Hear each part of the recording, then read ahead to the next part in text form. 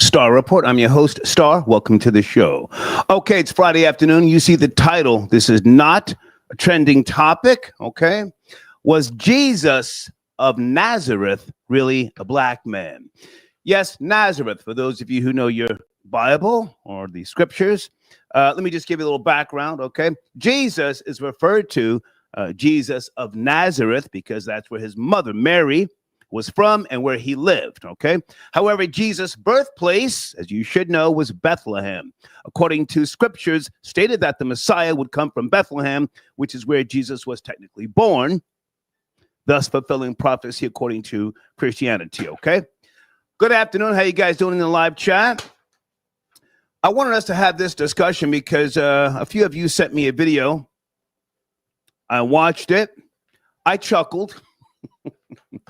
It appeared to be some American Israelites. Now, I've got family, Israelite family members, so I'm not trying to clown them, but they were in Kenya, on the street, preaching the word. What do you know about Kenya? The Kenyans started throwing rocks at them, ran them up out of town. I'm going to play the entire video with regards to, the stones and everything else, but there's more to the story. The Israelites were preaching that Jesus is quote unquote black. Okay. Kenya, in case you don't know, capital Nairobi, national language Swahili, and they speak English there. So they knew what the Israelites were saying. As far as religion goes in Kenya, 85% Christianity and only 10% Islam. Only 10% Islam. Okay. Phone lines are open shortly. I do want to get these videos loaded up and ready to go. What do you guys think? Was Jesus really a black man? Now, there's descriptions of what Jesus appeared to be, and if you subscribe to that, that's fine. That's fine if you find comfort and fulfillment. Who am I to say, otherwise? Me personally, do I think that Jesus, the carpenter, may have walked the earth? I don't know. If he did, was he God in the flesh? To me, absolutely not. But many of you see it different, and I can respect that if you feel such, okay? Also, there's things I want to talk about Jesus, his humble origins, biblical context, okay, and other things. His teachings. Showrunner, I do want to play a video as well with regards to Mississippi eliminating income tax, state income tax. That's huge. Yes, no? I've never been to Mississippi. Anybody want to recommend going down there and looking, I don't know, at some property or something, or is it a hellhole for the most part? Mississippi, I've never had any desire to go, but they have eliminated state income tax, and I'm going to play the governor signing the actual bill, all right? Okay, Gangster of Love, I see you early, sir. He says the good Jesus is white. And the bad news, well, let me put that on the screen right now. He says the good Jesus is white, and the bad one is a nigga. Oh, sarcasm. Well, Gangster of Love, I don't think you're the only one who feels like that. Gene Richmond, a.k.a. number 9, will be calling in shortly, and he said something similar. As a matter of fact, when I sent out these notes, he said, hell no, with regards to Jesus being black. If you want to make reference to any television show or movie, now's the time, because this will be somewhat of a research show, early edition. Anybody from my era, or have you ever seen any reruns of Good Times when the father, James, he hung the black Jesus picture on the wall, and it was bringing good luck to the family? You guys remember that? Or was that going back too far? Frank White, good afternoon, sir. I see you. Okay. Ask Advo. Advo, it will be great to have you call in if you can stay on topic with regards to this particular show. Okay. Good to see Advo in the live chat and the host of others. Hey, Olivia, good to see you. Olivia always going 10 toes down. All right. Okay. Let me get right to the first video, because we've got a few to play here. I want to set the tone, and then we can have this discussion with regards to Jesus of Nazareth. Was he black? What say you? Okay. All right. Here we go. Pay attention.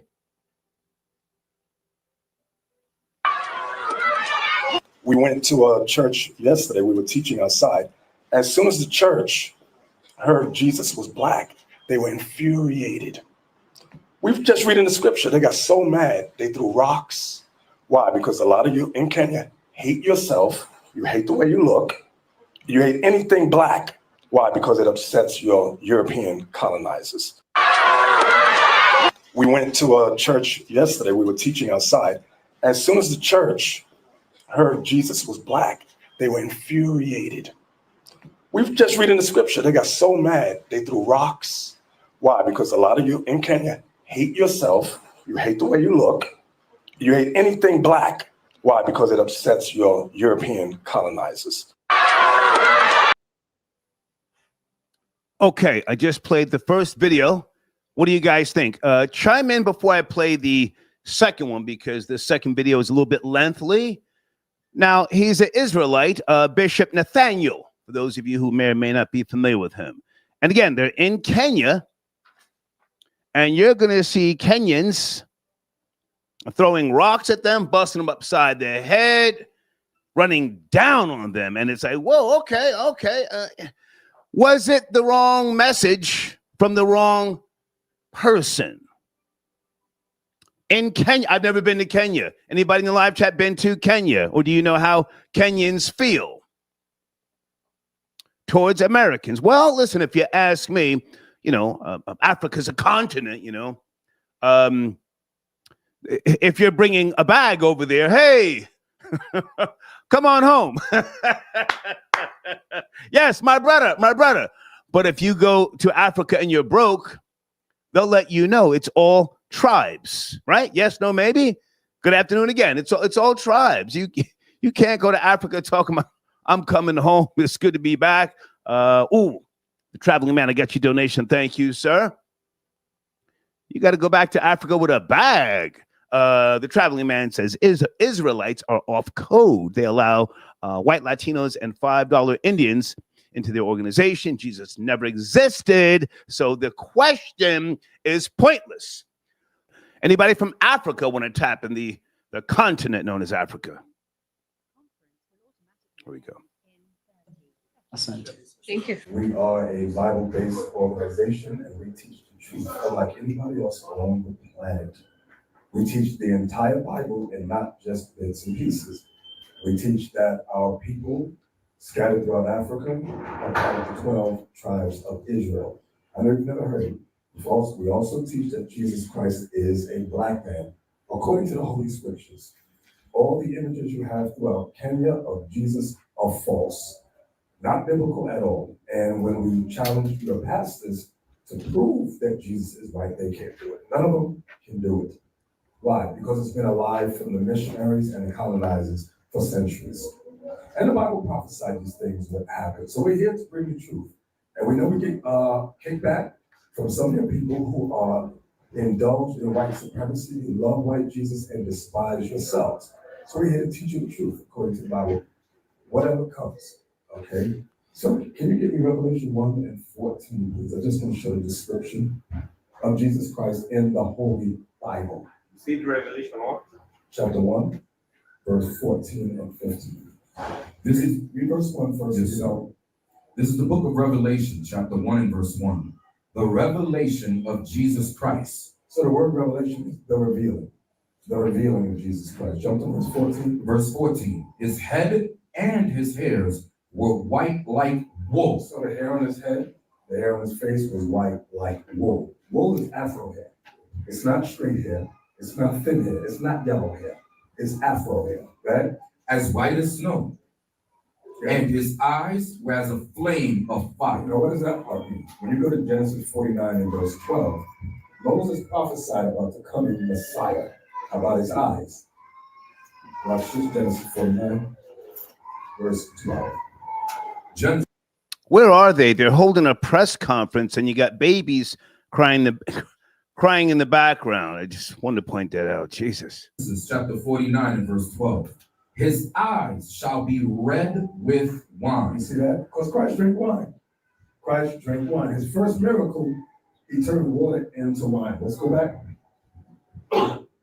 Revelation Revelation chapter 1, verse 14. His head and his hairs were white like wool, Afro hair, as white as snow, fully white. and his eyes were as a flame of fire. He drank wine in moderation. Go ahead. And his feet Now John looks down at Jesus' feet. Go ahead. like unto fine brass, Brass is brown. as if they burned in a furnace. If you burn anything in the furnace, it turns black. If you burn white rice, it turns black. So it's describing Jesus there. So why do you have all throughout Kenya all these European images of Jesus like he came from France? Jesus did not come from France. He came from the continent of Africa. That's where he came from. When you read the Bible, he was of the tribe of Judah in Hebrews 7:14. Get that for me? So we're here to stop the lies that has kept our people colonized for centuries. Not just in Kenya, Uganda, Zaire, Rwanda, America, the Caribbean islands. It's the same wherever we go. And our people despise what the Bible says. Okay, Hebrews 7:14. Come on. I want to play just another minute of this, okay? And I want you guys to know the full context of what happened with the stoning and the Kenyans running these Israelites out of the area. Again, they fully understood what they were saying, but my question to you, was Jesus of Nazareth really a black man? The Israelites are saying black. Now, the Bible gives you a description. Those of you can call in, break down what you truly believe and what you understand. But this is where we're going here this afternoon. Hebrews chapter 7 and verse 14. So Jesus Christ is black. All the prophets are black. Okay, we can prove that too. We're going to show you all in the Bible that all the prophets are black. Hebrews chapter 7, verse 14. For it is evident that our Lord sprang out of Judah. So Christ came from the tribe of Judah of the 12 tribes of Israel. And he was black. Let's get some color. Jeremiah 14:2. Jeremiah 14:2. So Christ came from the tribe of Judah. Watch what it says. Jeremiah chapter 14 and verse 2. Judah mourneth, and the gates thereof language. Why don't they have mic stands? Why are they fumbling with the microphones? This man here is trying to hold the microphone and turn the goddamn pages as well. Jesus, Mary and Joseph. G. Richmond, are you ready? Number 9, where are you, sir? Let's go. Let's go. King Simon, let's get it. They are black unto the You ground. see that? They are black unto the ground, meaning black like the earth. Give me Jeremiah 8:21. This is the book. Jeremiah chapter 8, verse 21. For the hurt of the daughter of my people am I hurt. I am black. So the prophet Jeremiah says he's black. How come your churches don't teach this? Because your churches are following European colonialism. All of them. Get Job 30:30 about the prophet Job. And these are basics. Our children know these scriptures. But you have grown adults who go to theology school and don't know this. Job 30:30. Job chapter 30, verse 30. My skin is black upon You see me. what Job said? My skin is black upon me. I heard a preacher say that when you starve, you turn black. So I asked him a question.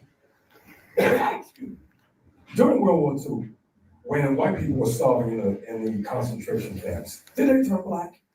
He said, no. I said, exactly. So this has, Job being black has nothing to do with his condition. He's a black man. Read it again. My skin is black upon me, and my bones are burned with heat. What about King Solomon? Song of Solomon chapter 1.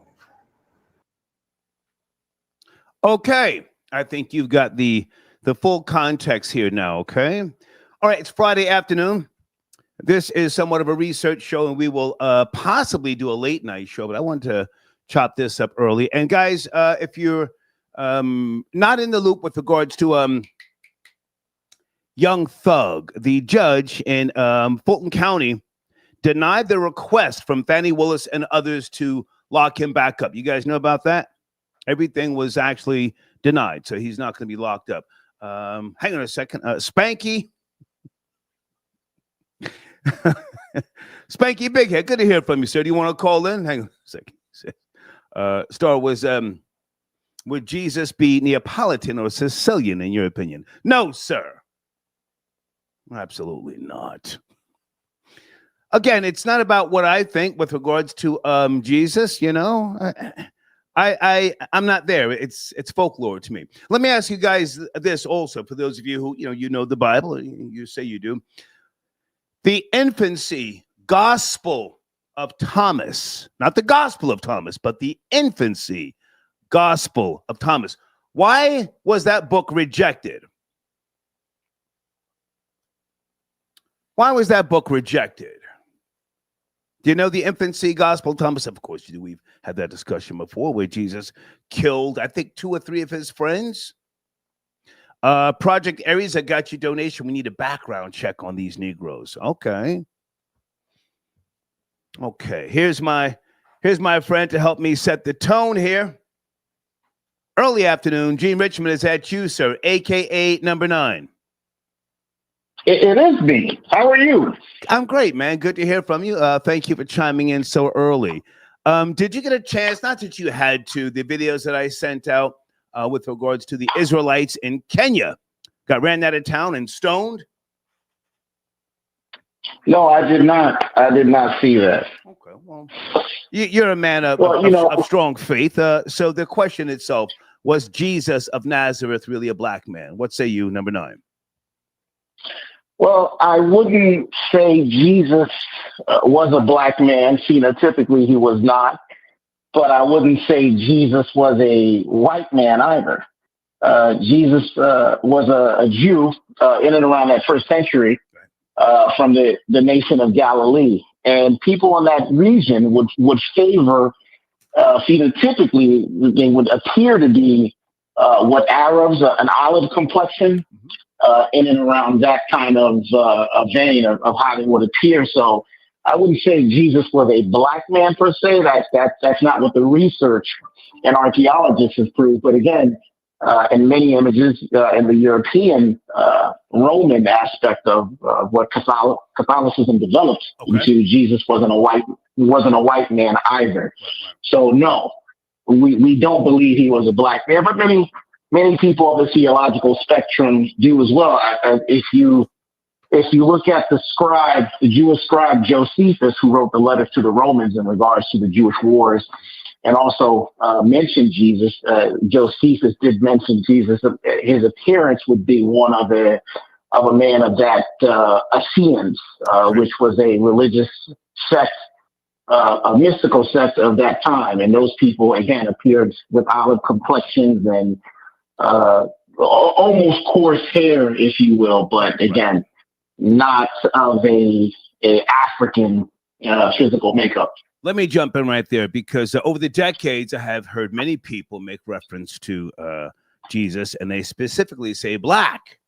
Well, we've got a black Jesus on the wall. Is that fair to say that people understand that he wasn't Caucasian, phenotypically Caucasian, but they don't necessarily want to acknowledge him as black as these Israelites do? And the Israelites, let's not act like they don't study the Bible. I have family, and I'm sure people who are Israelites. So is the understanding not that deep with regards to whether he was or whether he wasn't? Well, I think I think the information is there. Whether we understand that people over time, over the centuries, throughout time, they usurped and revamped theology, dogma, and many mystical religious practices. I think if you've done the research and you are aware, you would understand what the evidence has been given. But again, there are no real descriptions that ever really gave us what the exact image of Christ was.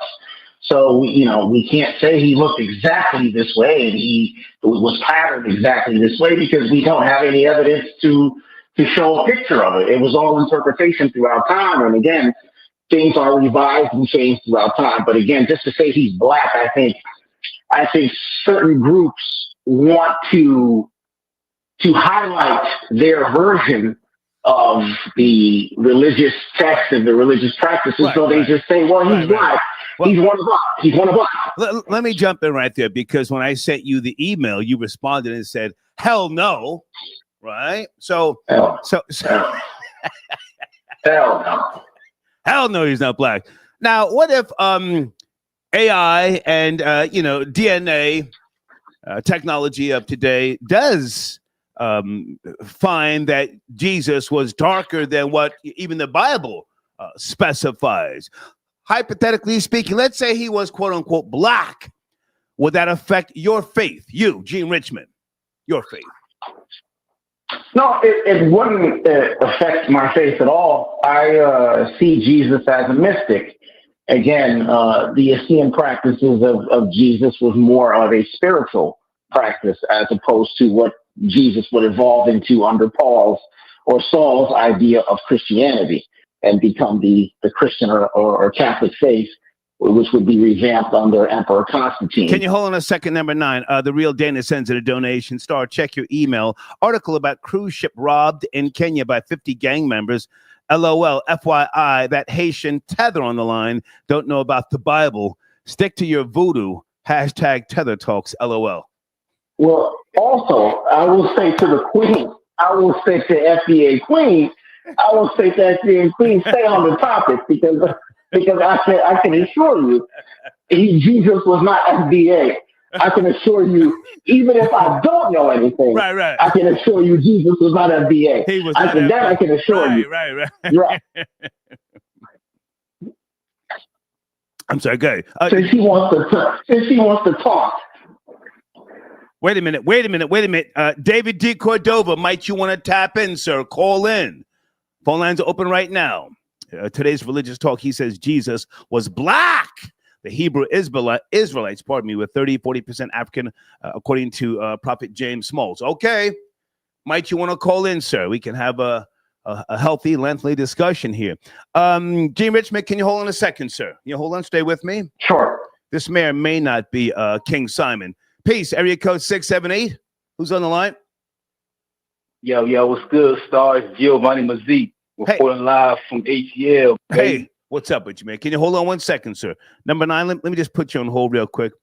Are you joining the discussion or something totally different? Calling it from. No, I'm joining the discussion, man, because I am so tired of the internet, man. Like, I be quiet, I work, do what I do, own a few businesses. Okay. But it's like tethers, like number 9, that get online and want to show so much love and appreciation for these racist cocozoids. First of all, his name is not quote unquote Jesus, it's Yeshua. And of course he was so-called black. Now look, black is a derogatory term that was labeled to so-called dark-skinned people. That's not even who we are, first of all. So that's why I don't like tethers like number 9 that hop on here and talk that lame rhetoric about BS they don't understand. Okay.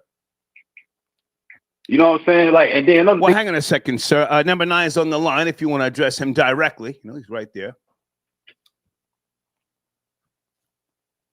He's right there, sir. Yeah, go ahead, number 9. What you guys say? I can tell you can just hear you must be FDA, aren't you, sir? Number 9, can you fix your phone, sir? You're a far face. You want to speak? Number 9, you're a far face. Well, you number must 9, be FDA, you're a far face, bro.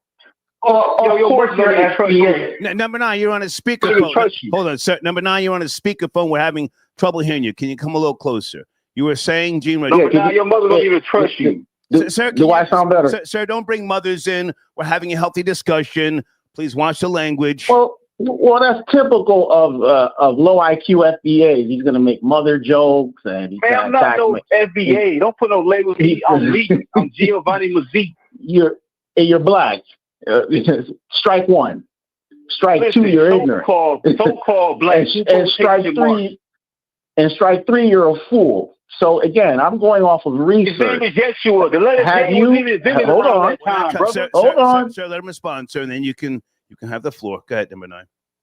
And I'm sure you've never read, since I don't know what I'm talking about, I'm sure you've never read the Antiquities of Josephus. I'm sure you've never read that. I'm sure you also have never read the Gospels of Thomas, and I'm sure you've never read the writings under the Emperor Constantine in regards to Jesus and the elements of Jesus at the time. And I'm sure you've probably never studied what the Essenes had to say when it came to Jesus and his appearance. So again, if you're going to make claims that I don't know what I'm talking about, please Please give your sources, because I just gave you mine. You don't, man, because deep down inside of your subconscious, you're a Caucasoid man. You're not. Your skin is so-called black. Okay. You're a fart face, man. I wouldn't even trust you. And if you was in front of me, I'd FBA, in your face, boy. Okay, number 9, let the man speak. All right, sir, let's not take it to a physical altercation. Man, I ain't no SBA, man. Don't put no labels on me, man. I ain't no SBA. I ain't none of that shit that you think. Okay, sir, you got to watch the language. Excuse me. If you can't watch the language, I have to let you go. Come on, man. It's early afternoon, all right. Come on. Look, check this out, right? So, this thing about people like number 9, right? They hop online, they in agreement with all these racist codoids that be all in the comments who don't even understand genetics or don't even know themselves. For one. Now, I'll be quiet, but I'll be seeing the comments, man. All right, so listen, I think we've got all of that, but can you give us some sources? We've got all of that. I appreciate your call, but let's have a rational discussion. Oh, I got a lot of sources, man. Look, listen. Come on. I've been down this rabbit hole since 8 years old, right? Come on. Since middle school. Come on. Listen to the likes of Dr. David Blair, Dr. Deborah Blair, Bobby Higgins, Dr. Phil Valentine. Like, I've been up all that stuff. It's a lifestyle now at this point. I'm 33 years old, baby. Okay. So that's why I say I'm tired of tethers like number 9 that think they are a Caucasoid. Yo, they want to be a Caucasoid so bad. They love him. They love the white man so bad.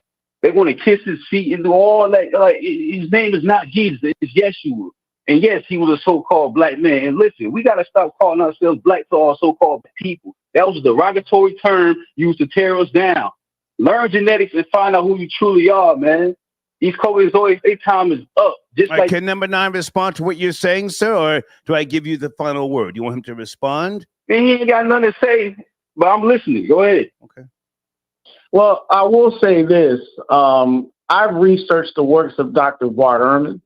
I've researched the works of Dr. Elaine Pagel, and I've researched the works of Dr. James Tabor. So again, you're spouting these things out, and I'm spouting out my sources in the books that you can find them for.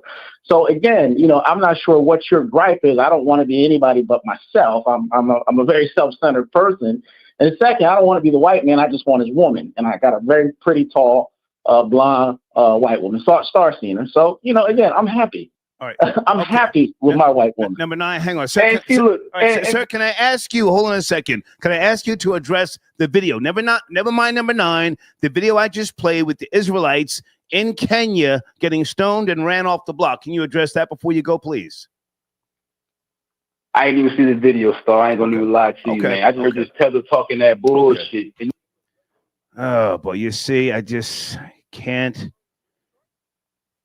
trust you on your word.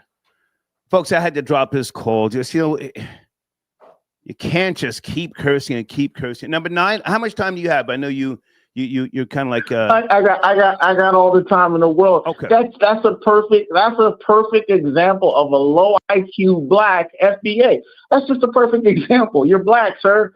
You're black, and you fall into all the stereotypes. Perfect example. He couldn't finish a phrase or a sentence without cursing. Yeah. Without cursing, that just shows his intellect. 0. Hold on a second. Okay. For all I see is an FBA being deported from Kenya, 304. Okay, are you on the line? Who is it? Is that Advo? I think that's Advo. Okay, he's just in through. I got your donation. It'll be nice if you cam up or call in and stay on topic. King of Judah got your donation, sir. Black people don't read the tells. Okay, Christ don't exist. Okay, hold on. Let me get you on the screen. I appreciate your donation. Let me go to another call here. Guys, you have to watch the language. All right, I got to drop your call. Seriously. Area code 215. Good afternoon. Are you there? 215. Yes, hi, Star. Hey. How are you today? I'm good. Who's this? It's Oya Singolati from Philadelphia, PA. Nice to hear from you. Not that you had to see it, but I played 2 videos. A Israelite bishop in Kenya and ran out of there, stoned, if you will, for preaching Jesus was black. You have to speed? Yes, a little. I'm going to give a few reference. First, I would say, through my teaching and my understanding, Jesus, so-called Jesus, never existed. Okay. But I would ask if you ever like to follow, it's a reference I want to give. It's called the Council of Nicaea, if I'm pronouncing the correct way. Nicaea. You know, that's my personal opinion. I think that a lot of people of color, especially in the area where I live at, may have you, they believe in this so-called Jesus. The gentleman a few minutes ago was actually correct, the things that he was saying. I'm trying to a little piggyback off what he was saying. Okay. It's correct. To my knowledge, as long as you don't use profanity, I'll let you talk. But he was just fixated on number 9. I mean, you know, he couldn't get past number 9. Please. Yes, and I understand that. And the thing is that, unfortunately, is that a lot of us was not taught certain things about history or actually what happened, and plus doing a lot of research. And once again, I would say it's Council of Nicaea. And when you read that completely, you understand that Jesus, so-called Jesus, never existed. And I know it's going to be some haters and what is she talking about, but if you do your research, you would really understand that he was never existed at all. And it also to the resurrection. I don't want to go that far, but that's right. Now, well, listen, I mean, we've got time, but now the resurrection was a common story for that period. So he wasn't the only one that they spoke of with regards to an immaculate conception. Okay, so you did not see the video. Are you familiar with the Israelites? You know what? I'll be honest. That's a little another subject for me. I have watched it a little bit, but I have to really get, you know, what's the word I'm trying to use here? Are you familiar with the 12 tribes of Judah? Yes. Okay. No, Mr. Starr, I'm going to say this to you. See, to me, the Holy Bible thing is etymology. In my opinion, in my belief, is metaphysics and astrology. And also, too, I would say to the listeners, look up King, what's his name? King James. You know, if you go back to history, understand what they're reading about. Because he's back in 1605, may have you. I've spoken many times about King James being the author of demonology before, touching the Bible. Go ahead. Yes, sir. But see, the thing that what he did though, if anyone noticed that, he pretty much put down women across the board. I'm gonna say it for make a simple subject to the point though. But everyone go back and read the beginning of that. So well, baby, I hate to cut you short, but please stop telling us to go read something. Just tell us. I'm sorry. No, tell us, because it's like, nobody right now is gonna go back and read. Respectfully, just tell us what you think, what you feel, and what you know. I'll let you land your plane. Go ahead. Thank you for that. It's just that I'm a read. That's why I keep on saying that. So am I. But once again, go ahead. Yes. Well, thank you again. You just said I'm just basically trying to say is that I don't really believe in that Jesus situation. Okay. And once again, just go and do back research and you understand what's going on. And I'll take it start. I appreciate you. Thank you so much. Okay. Yeah. Okay. She didn't curse, and I appreciate that. Not saying that she was going to. Gene Richmond. Oh, wait a minute. Is that my guy? Crime Skills. That's what I'm looking for. Second, Crime Skills. Type. Alex, I got your donation. Africans love the white man, are subservient to them. It's no surprise to me that they did what they did to that preacher. Jane Richmond, you and I were having a conversation the other day about, white supremacy here in America not being so bad, right? In comparison to other countries. Come on, let's go. Well. In the words of my good friend Jesse Lee Peterson, white supremacy doesn't exist. Again, white supremacy was created by FBA blacks to create a boogeyman in the United States of America. White supremacy doesn't exist. Blacks have it better here than they do in any nation on the planet. If you can tell me what nation blacks have it better in the United States, I'll go there tomorrow. You can't find one. Right. Blacks have more wealth, they have more prosperity, they have more economic growth, and they have more political capital than they do anywhere else. This white supremacy term is a term that was created by racist FBA blacks, Marxists, and socialists to push this idea in the American society. America is good, and I'm enjoying the spoils of it all, of what the framers created. Hold on a second. Crime Skills, are you calling in, sir? I got your email. Oh, it would be wonderful to have you on the line, sir. Crime skills. Let me bring in another call here. Area code 3340. Good afternoon. Please watch the language. We're having a discussion. Was Jesus of Nazareth really a black man? Good day, sir. It's 10:51. I'm checking in. Hey, man. How are you? Oh, hey, man. How are you? Good to hear from you. What's up, man? I'm good, man. How you doing? Great. Life is Good. The thing with Jesus Christ, I was just gonna, I think 2 or 3 points I had real quick, right? Take your time. Well, the first one I want to get to is with the the infancy gospel of Thomas. Thomas. Mm-hmm. That one was debunked for a number of reasons. Because of the late dating of it. It was like the late 2nd century is when that was written. It was written by Gnostics. So they weren't followers of Christ. They were Gnostics, a Gnostic sect that were claiming Christianity. Second of all, there were no historic events in the Gospels that could correlate with, the life of Jesus Christ at that time, or any other historic events that happened, in secular history. So they, that went ahead and debunked because it wasn't the Gospels were originally eyewitness and people that were with the eyewitnesses of Jesus that wrote those things. The second point about him, if he was black or not, we know that he was born amongst his people. There's nothing in the scripture or in secular history that says that he was different from the people that he was born to, his ethnic group, which were Jews in Palestine at the time. Okay. So it is speculated that they were darker shade at that time before before Europeans really settled and they started mingling and things like that, because the Jews were separate from the Romans and they weren't marrying or having children together and things at that time. So it's speculated that they were a darker shade, of course, but they weren't a black man per se, like to say an African American or a man of African descent per se, even though we're all of African descent. Our life started in Africa. Yeah. So let me jump in for a second. 1051. Yeah. Go ahead. You see, I don't want to hear, Jesus represented African Americans. That I don't want to hear, sir. Number 9, please jump in there. Jim Richmond, please.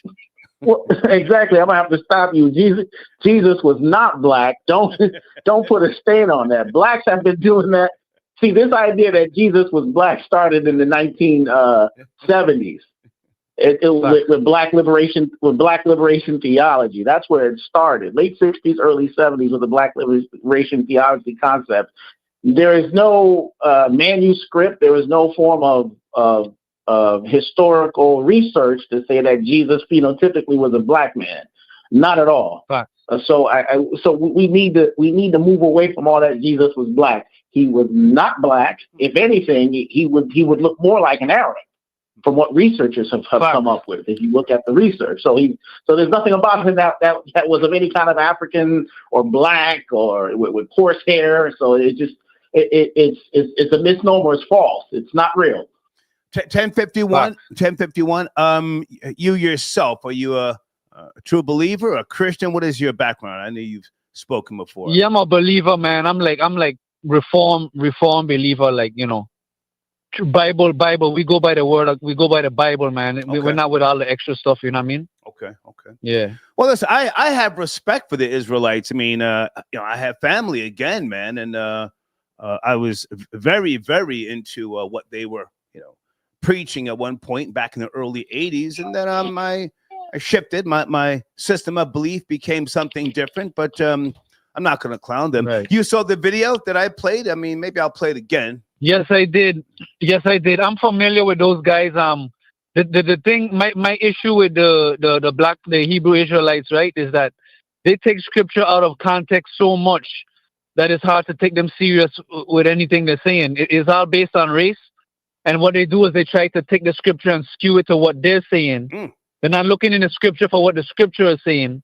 And that's my problem with every sect of Christianity that does that, because you're supposed to exegete the scripture. You let the scripture speak. You're not supposed to read your own opinion into the scripture. So Okay. that's my issue with them, Okay. Any thoughts with Yeah. regards to Mississippi, or do you not know about that particular story? 1051, no state income tax in Mississippi now. Yeah, I was listening to that on another platform.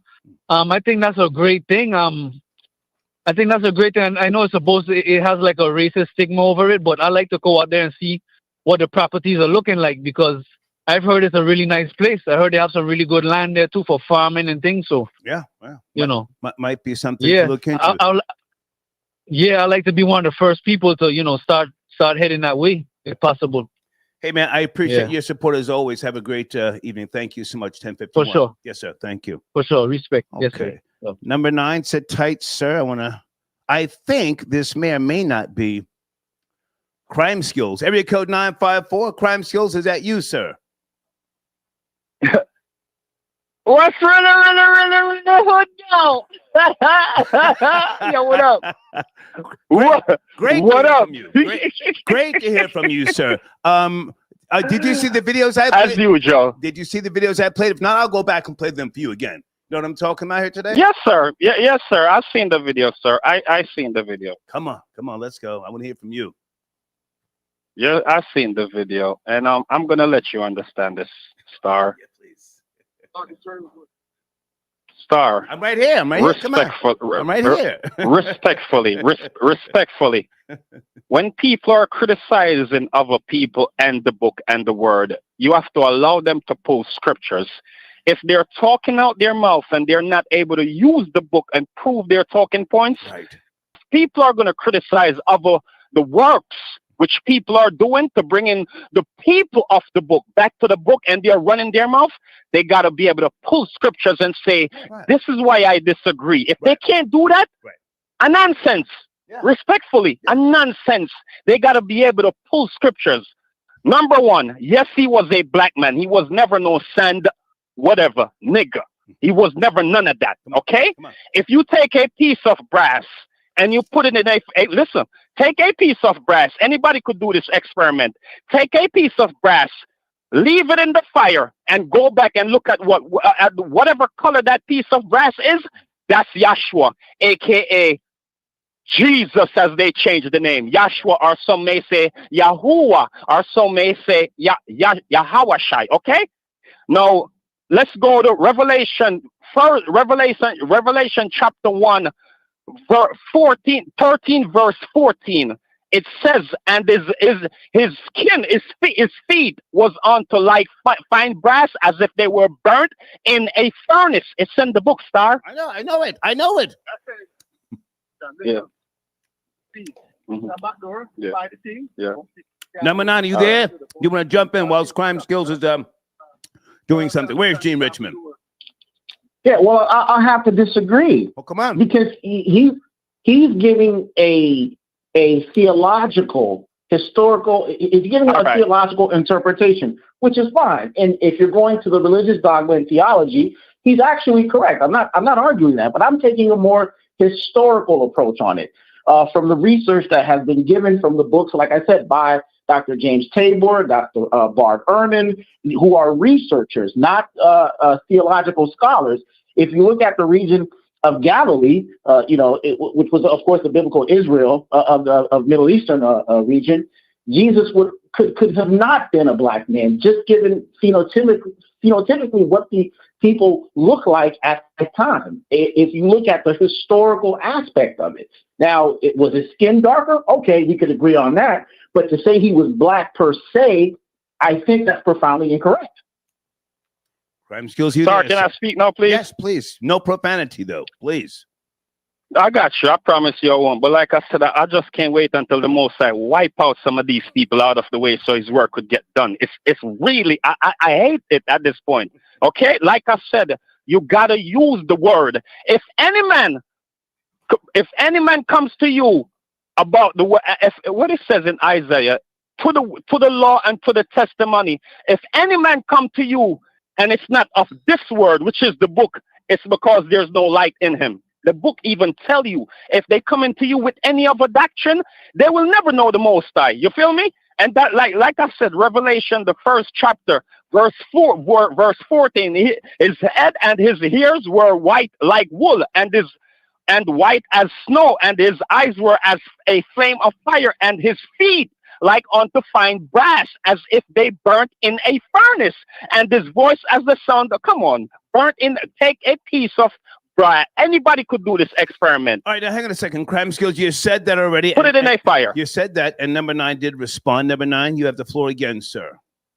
You said that. Now, if you look at where is Jerusalem located today? If we look at the region that is located, if we look at biblically where Galilee was located, if we look at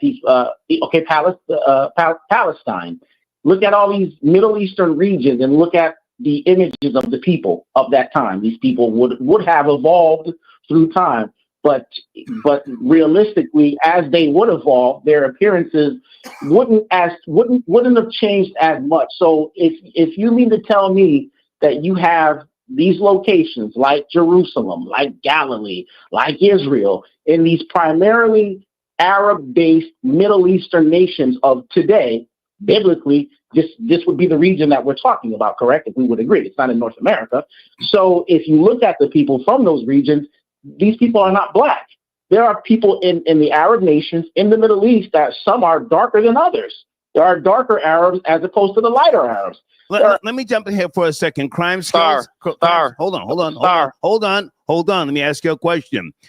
Okay, let's say, according to what you're saying, he was black. How does that benefit people who are black at this point in time, or will it benefit them in the future? That's fair to ask. How does it benefit you? Because history, as we know it, for the most part, has not been kind to quote unquote black people. Is that fair to say? No, this is the deal, and this is what's going to happen. Come on. First thing is first. The original Midianites or Ishmaelites are really dark-skinned people. What happened is, through persecution and migration, it's even prophecy that the ancient Egyptian got scattered into the nations. So what happened is that you have a lot of Edomites / white people who came in and they mixed in with these people. That's how you have these bleached out looking people. Those are not the original Ishmaelites / Gebal / Arabs, okay? These people throughout time, they get the original people of these regions, they got scattered and mixed into the nations. That is also in the book. Okay? And this is only for a period of time. Prophecy is that every man shall go back into their land. When it comes on to black people, that's in the diaspora, and those people in Africa, it's not all of them are from the bloodline. It's not all of them. That's why a lot of them rejected, because it was listen, this is 2 Joel. Joel chapter 2 verse 27, and he shall know that I am in the midst of Yashrael, not Israel, Yashrael, the 12 tribes, and that I am Yahuwah, their God, and none else. The book even tell you that this God belonged to black people. Anybody else is coming in, you're a foster child. You're adapting our God. Yeah, we are the light. Okay, hold on a second. Crime skills. Gentiles. I got other callers. I want to give you a chance to land your plane. So with regards to the Israelites being stoned, they were stoned in Kenya. Do the Kenyans not want to accept what you say is truth? And why did they stone the Israelites? I mean, they understood what they were saying, and they took offense, and they did everything but shoot and stab them. I mean, video was pretty rough and lengthy. Go ahead. Because like I said, these people, the problem I have with the IUIC, that's the name of the group. They are trying to wait. They're going into these African nations, and they're catering to all of these people. That's wrong. All of these people are not of his people, or not. That's the problem. And a lot of these people, it's written, it's not their God.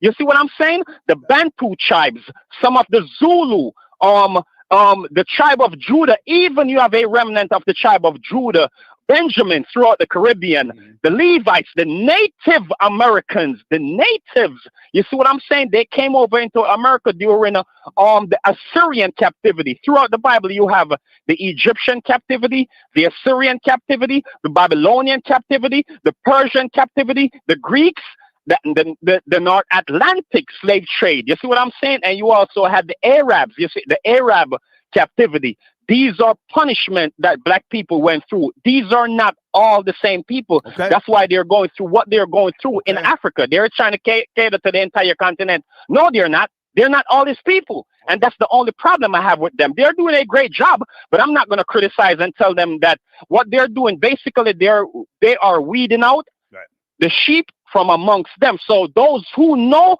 and know the voice, they will cleave, but they're going to get those oppositions. Hold on a second. Crime skills. One last point. Hold on. Number 9. Do you want to respond to crime skills, or do we give him the last word? Jim Richmond. Well, no, again, he's taking a very theological approach to it. I'm taking a more historical approach to it. I mean, if you look at Josephus's writing in Antiquities, he doesn't describe Jesus as this dark-skinned, bronze-colored man. He talks about his godly image, his bright essence, his long hair. So there's no description of what he's saying in a historical approach. If you read Josephus's writings to the Romans, there's no description of that. And he had a direct understanding of the elements from the scholars at that time of who Yeshua or Jesus was. So again, there's nothing that will say that he was a black man per se. It just doesn't equal to it. All right, crime skills, you have the last word, sir. Can you do it within 1 minute? I'll give you a minute. Yes, sir. Star. I appreciate this. Likewise. What I want the audience, we got how many people that's tuning? We got 1,600. I want this. Do this little experiment over the weekend. Find yourself a piece of brass. Put it in a fire and leave it there for an hour. Whatever color that is, that's him. Now, go ahead. Are you there? Crime skills. Sorry. One second. Sorry. Okay, okay. I think he's done. He's doing something else. All right, number 9. Do you want to stay on the line? I'm going to play another video. Number 9. Yeah, I'm here. Okay, I think crime skills dropped out. Okay, all right. Hold on a second. Everybody, hold on a second. I do want to play this video with regards to Mississippi. I think this is some knowledge here. I was interested in this. Hold on a second. Mississippi becomes the latest state. Okay. And guys, Showrunner, The Anatomy of a Corporate Lynching. That's a great book in my community section. If you purchase a copy, I'll give you 50% off on any promotion on the show here, okay? 50% off on any promotion. Let me get this video on screen. Number 9 is still hanging on. And guys, the phone lines are open for the discussion.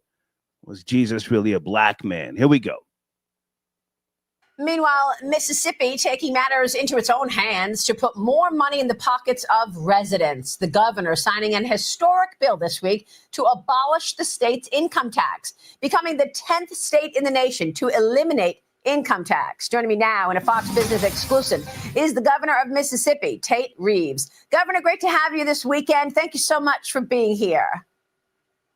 Thank you, Maria. It's great to see you, and it's a great day to be an American, and it's a great day to be a Mississippian. Well, this bill has been in the works for 15 years. Tell us what it will mean for the Mississippi economy.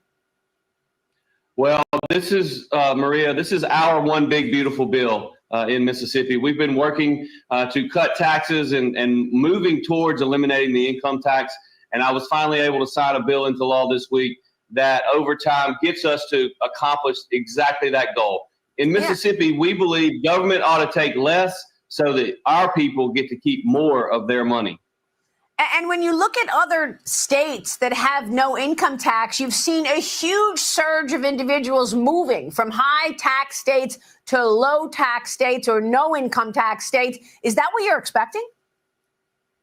Well, there's no doubt about it. I mean, you see not only economic growth in those states with no income tax, you also see population growth in those states. And we think we have a beautiful state in Mississippi. We've got a beautiful coastline on the Gulf of America. And I will just tell you that we have seen significant economic growth over the last 5 years. We've seen over $30 billion in new capital investment flowing to our state. And we think by eliminating our income tax, we're going to see not only more income and capital flow into our state. We think we're going to see more people flow into our state. And so it's an opportunity for us to be more competitive on the national landscape, and we think it's going to work beautifully. That is just incredible. And I love that you referred to the Gulf of America. I've talked to President Trump about his own tax cut plan. And one question I always ask him is, how are you going to offset? If you're going to cut taxes and eliminate the income tax like you're doing it, where does the revenue come from? Well, I've talked to the president about his desires to cut taxes as well. And for us in Mississippi, you got to know where we start from. We're going to collect about $7.8 billion in total revenue this year. And our current budget spends just barely over $7 billion. So we have a $750 million annual surplus in the state of Mississippi. And so I believe that if you allow government to keep that $750 million surplus, they will find a way to spend it. Okay.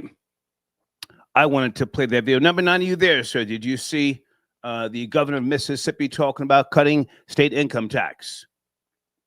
Yeah, I think that's a great plan. Another thing about Mississippi, a lot of development has been underway in that region, places like Alabama and now Mississippi. I think doing that, it gives incentives to developers, gives incentives to corporate entities that want to leave places like New York City. I'm going to go check it out. Like Los Angeles. I'm going to check it. They got beach property. Number 9, stay there because Crime Skills did email me and say he's back on the line. Crime Skills, you dropped out, man, but I got to take other calls. Can you land your plane? Crime Skills, please. Yeah, man. Listen, just the fact that you pick up the call, Bridget, I got you. Respect. Okay, so I just want the listeners who haven't heard to hear. Let they hear what I'm about to tell them. This is the deal. Take a piece of brass, do this experiment over the weekend, and put it in a furnace. Put it in a fire for an hour. And let me just say this: if these niggas don't turn back and seek the Most High and seek your God, not the Gentiles' God, your God, you can't say you didn't hear. Okay. I respect you, Star. Yes, I got you. All right? Respect. Yes, thank you. Okay. All right.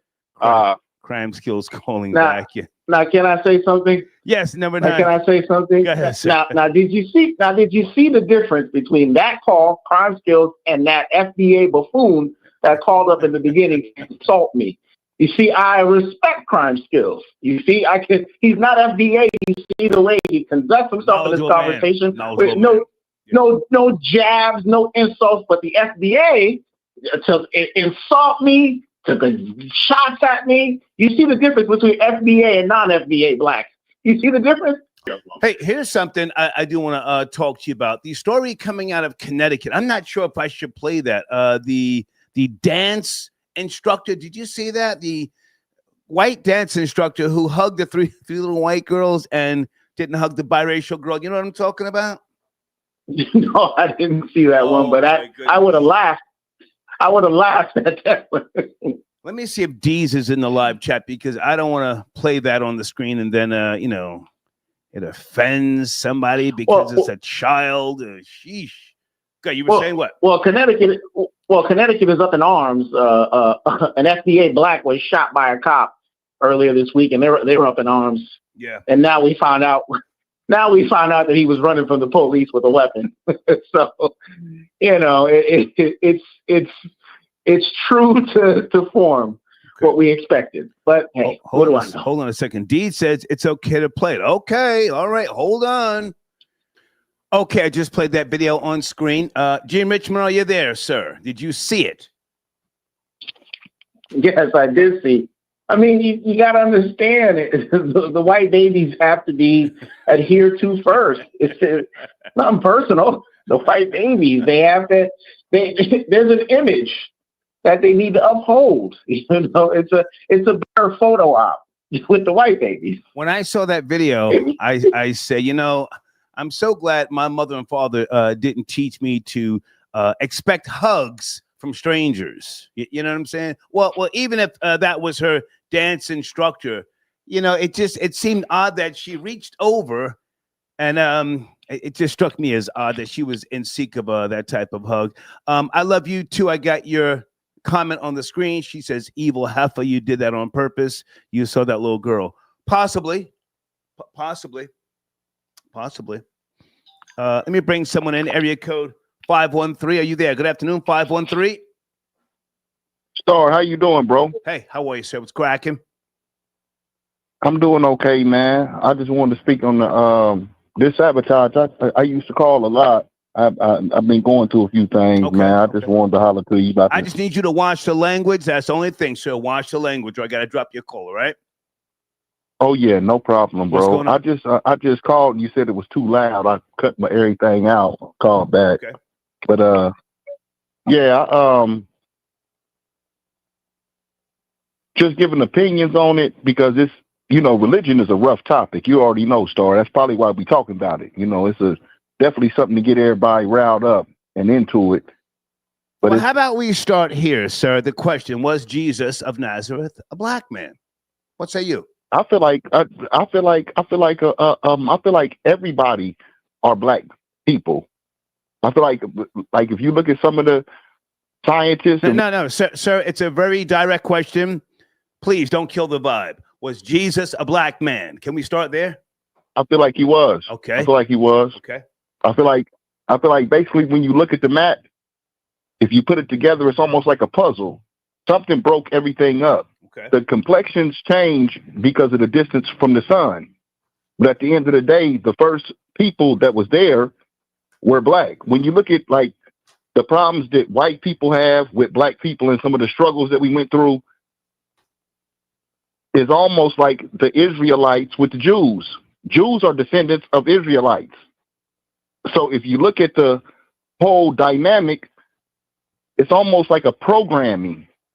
I'm not going to say that I necessarily believe in the Bible. I believe in God, but not necessarily saying the Bible. Okay. I believe it's something out there. Okay. It's a higher power or something. I'm not saying you're wrong, but now if you're admitting that you don't study scripture and, you know, religion is not something you necessarily. No, I was raised in the AME church, okay. African Methodist Episcopal. Yes. I was raised in that. So okay. Job and the stories of the Moses and Paul and, you know, I come from that, you know, but saying as I got older, not that necessarily believe in every aspect of it. You know what I mean? Like you see. But now hang on a second. Okay. So if you believe Jesus was black, how does that benefit you? You're American born and raised, I would assume.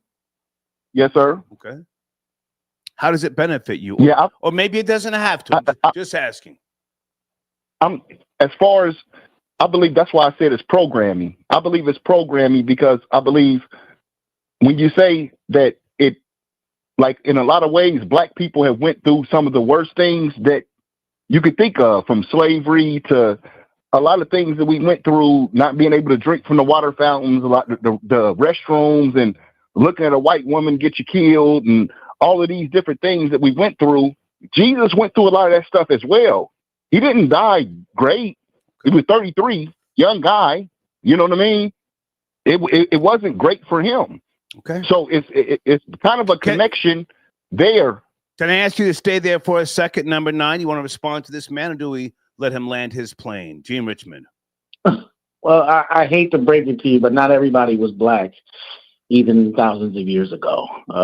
But I get your reasoning. But again, there's nothing that you can say that will convince me and convince the rest of the masses that Jesus was black. It's a black thing. I get it. Everybody's black. It's a black power thing. I get it. But it's just, well, listen, if that's what the man believes, by no means, I'm not saying it's. I'm not saying it's. Let the man land his plane. Sorry about that. You have the floor. I'm not land your plane. Yeah, I'm not saying by any means that it's a black thing or that's how it's supposed to be or anything like that. I'm saying when you look at history, a lot of your scientists and a lot of guys who may not have been black, a lot of white guys will tell you your first life was from Africa. History shows.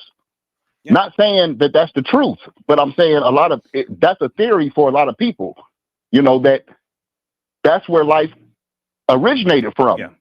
I concur with that. Life as we know it, you know, evolved. So as we know, yeah, not saying it's right, but just saying, you know, just looking at it from that aspect. And then the distance from the sun. Okay. When you look at the Caucasus Mountains where white people come from, they got the less, they didn't get the melanin.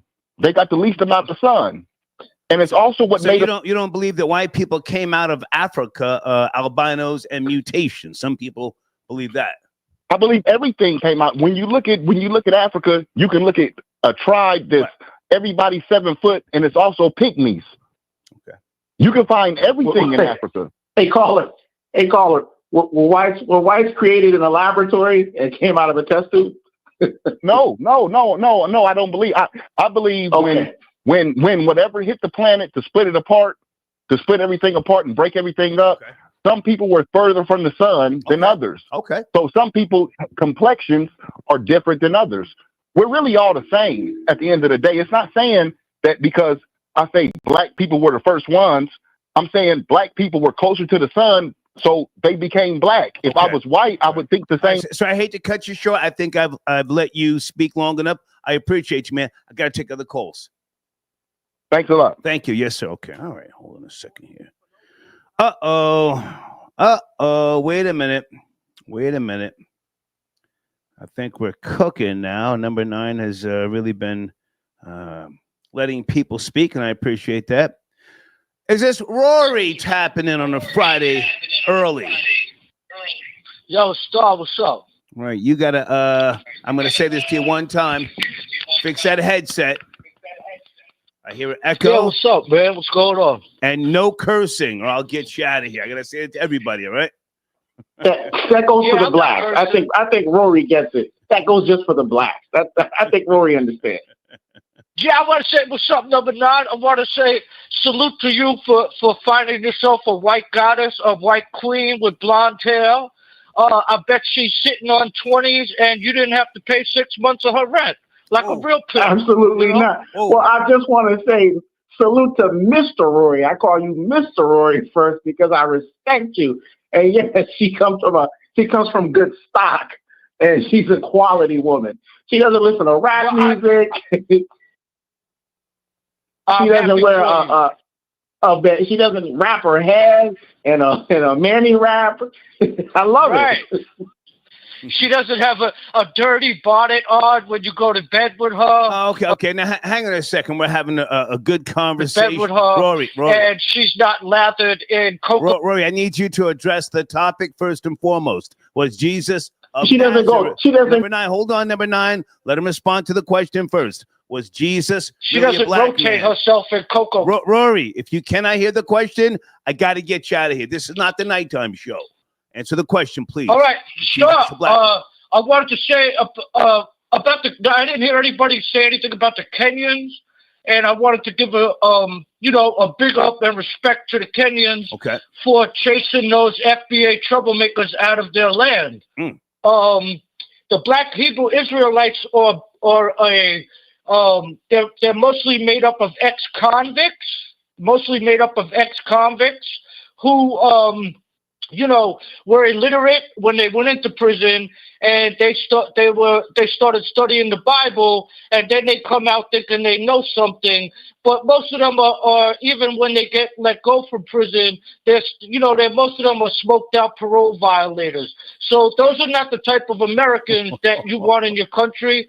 They're not coming to spend money and have a good time. What they're going there to do is to try to browbeat the local Kenyans and tell them that they're wrong, even though their country and their history is older than ours. Right. You have ex-convict FBA people going to their land and telling those people that they're wrong in their beliefs in their own land. Wow. So that's highly disrespectful. I think that they deserve to be chased out and stoned, and they should be lucky that they got out of there with their black life, Wow. Number 9, you want to come behind what Rory just said. And Tony Touch, I got your donation. Tony Touch, go ahead.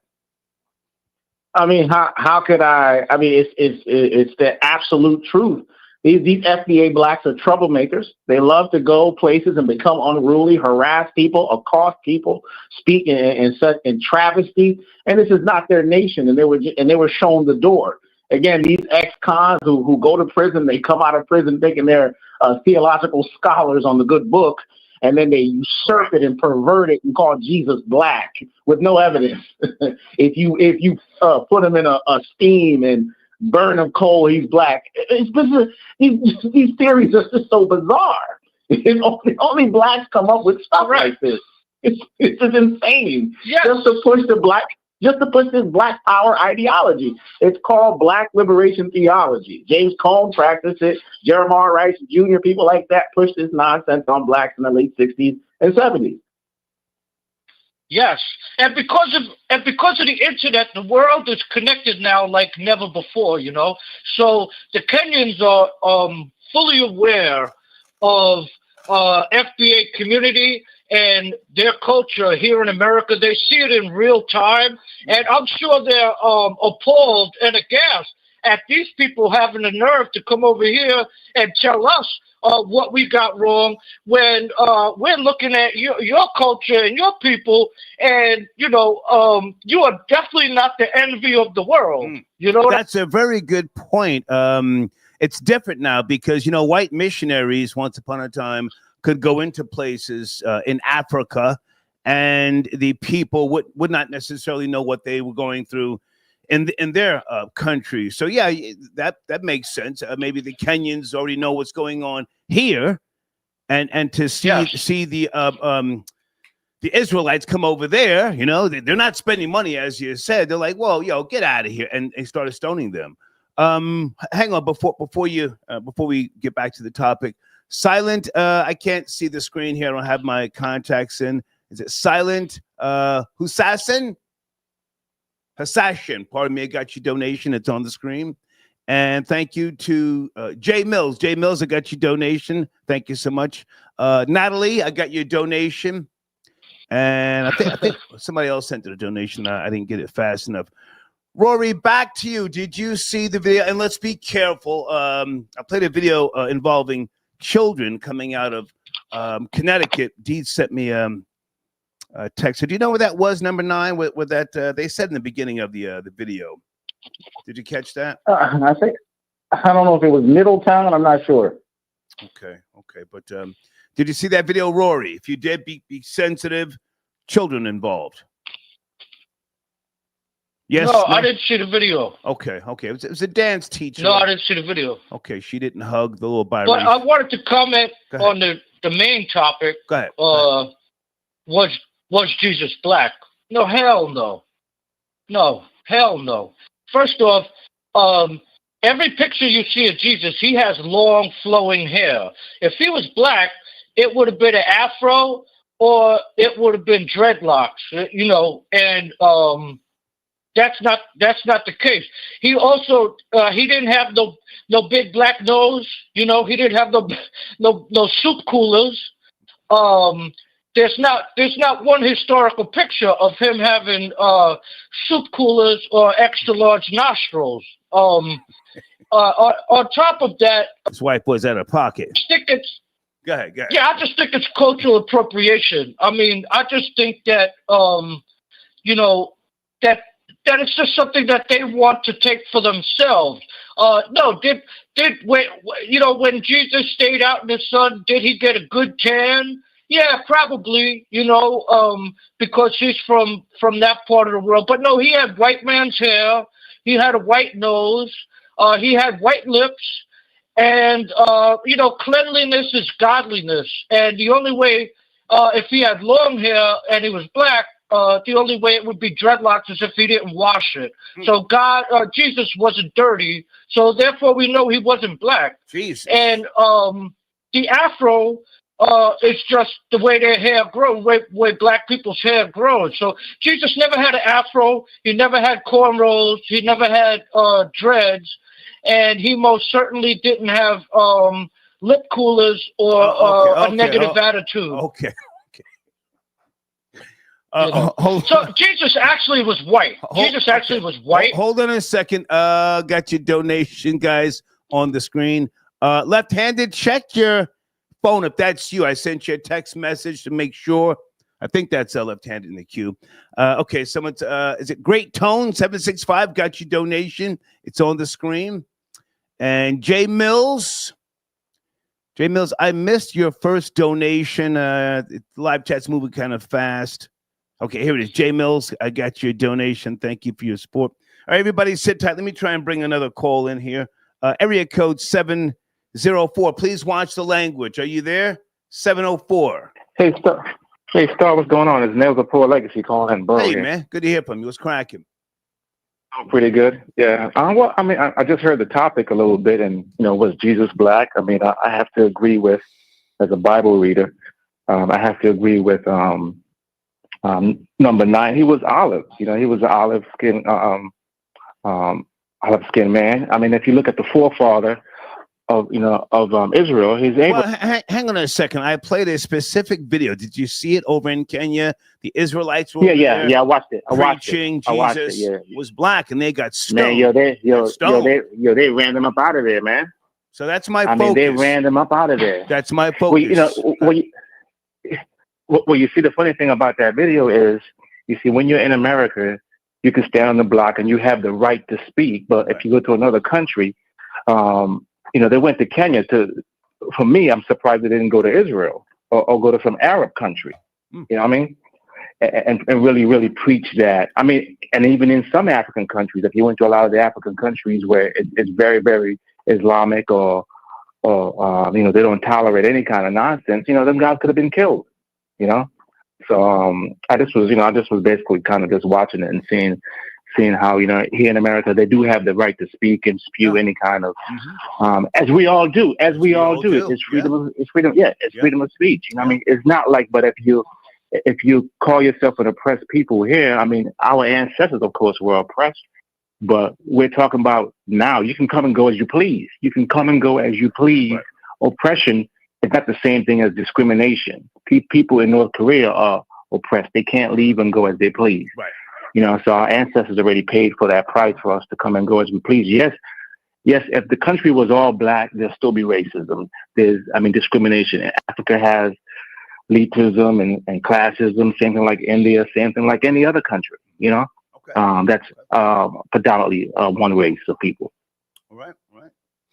If nobody has any response, I'll let you land your plane right there. And you guys have a new single out, poorlegacy.com? Yeah, poorlegacy.com. The name of the new single is Duet. Matter of fact, it's from the book of Songs of Solomon. Okay. It's in the Bible. So that's basically what the song is about. In the book of Songs of Solomon, there's no mention of God totally in the whole book. So it's just a book about his love for women and the women that he was involved with. So that's basically what we kind of put the song, narrate the song to kind of match up to be. Okay, I appreciate you, so man. It's like R&B gospel.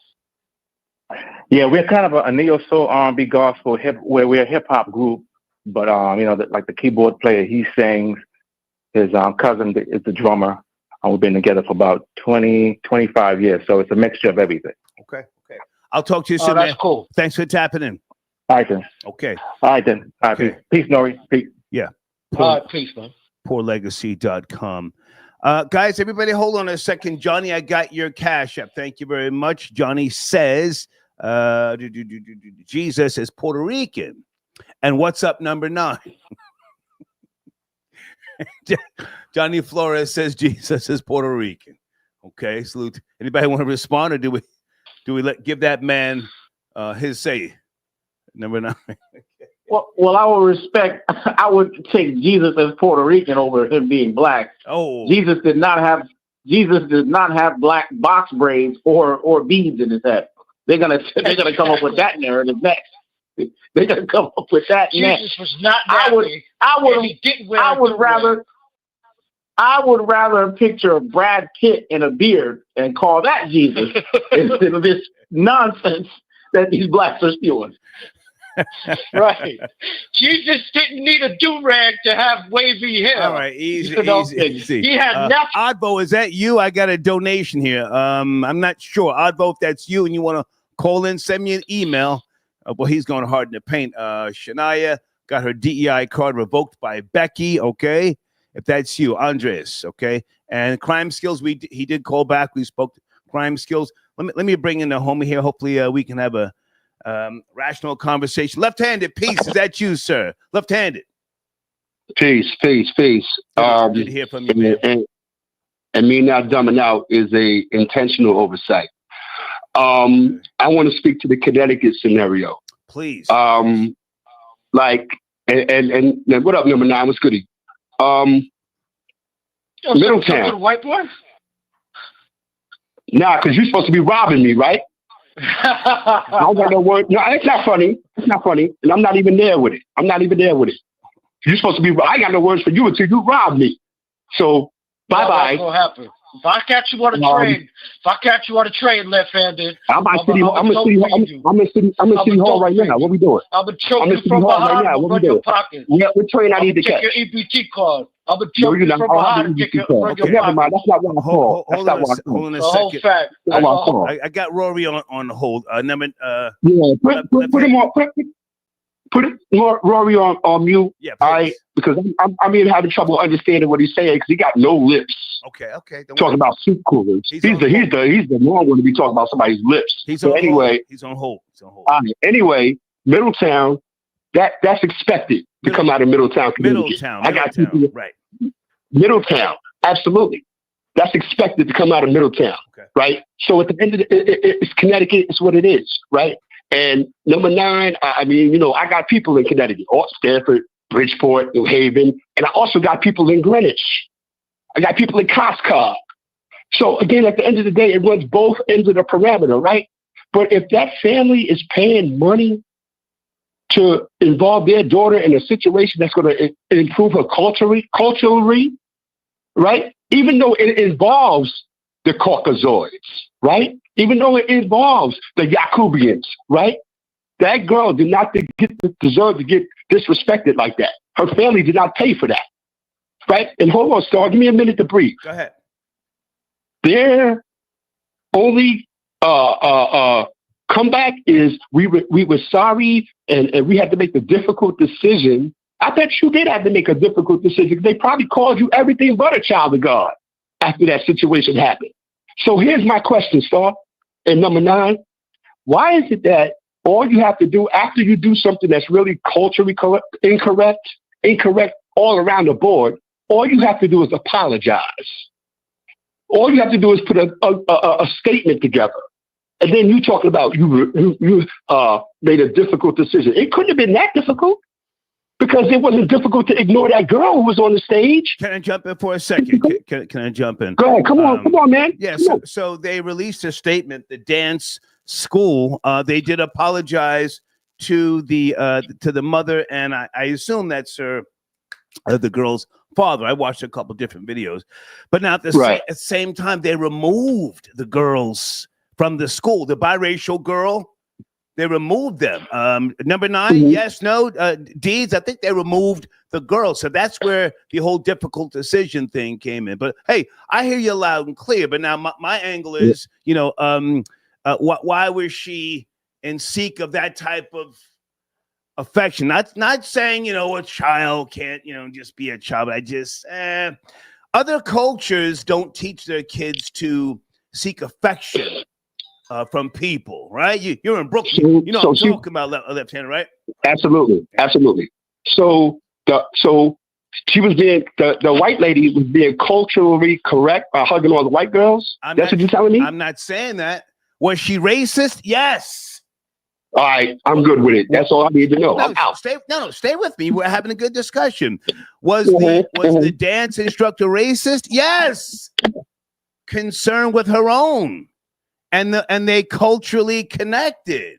Again, I'm not coming down on the little biracial girl, but man, listen, and matter of fact, I'll take it there.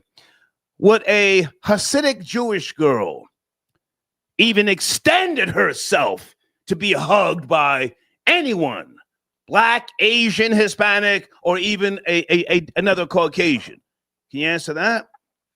Star, man, we talking about little kids who don't know the difference between who's racist, who ain't, this and that and the third. All she wanted is get some appreciation and some love like the other kids who was up there. And I'm not saying she's wrong. I'm not saying she's wrong.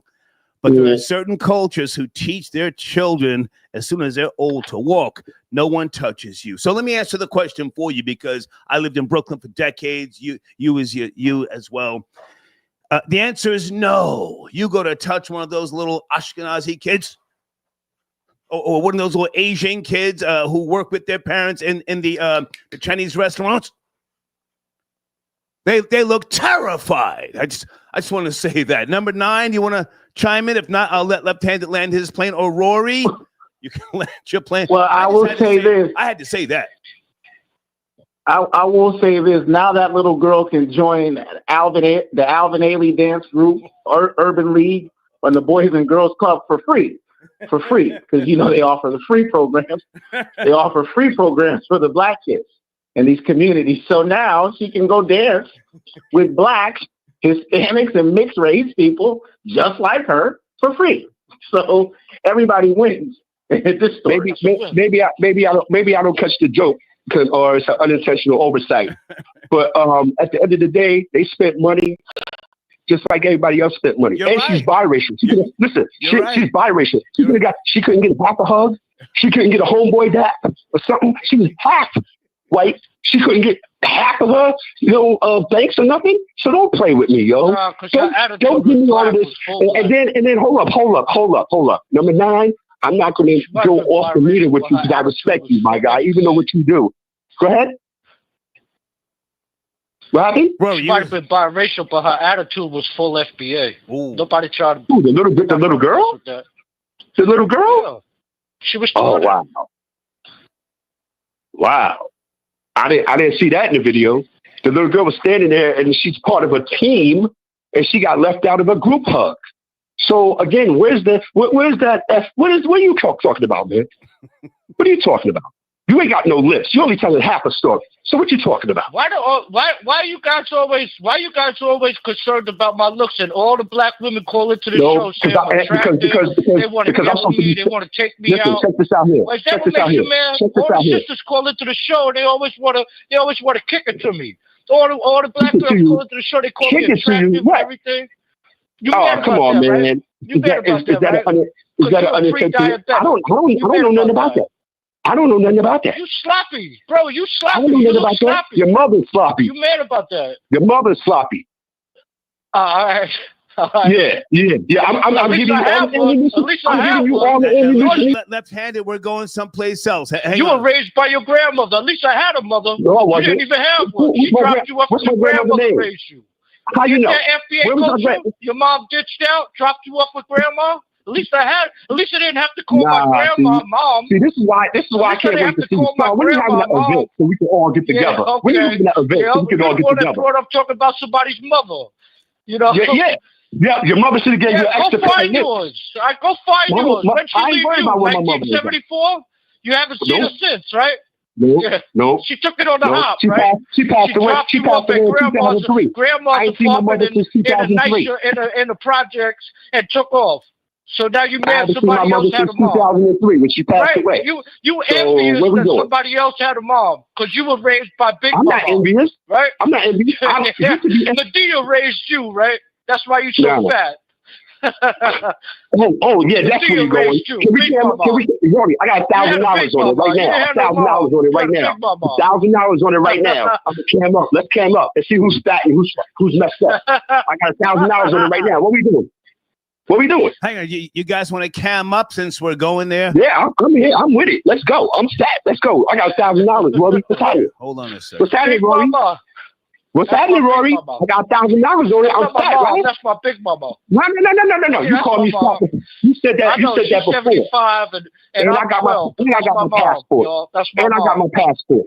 So Rory, let's cam up. I got $1,000 right here. $1,000 cash money. What we doing? Don't share it. Why you sharing it? Why you sharing it, Corey? All right, guys, if you want to cam up, the email address is on the screen. To a different borough. You got a black passport?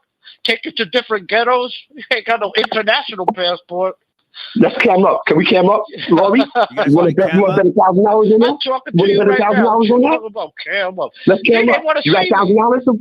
You ain't no woman, bro. All your black women want when a black girl call up and tell me to cam up, I cam up.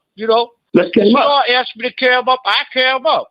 But when a big fat slob pre-diabetic asked me to carry him up, I'm not carrying Star, up. shoot me the email, Star. Shoot me the email. You hear what I'm It's saying? on the screen. It's on the screen. It's on the screen. It's on the screen. Got you.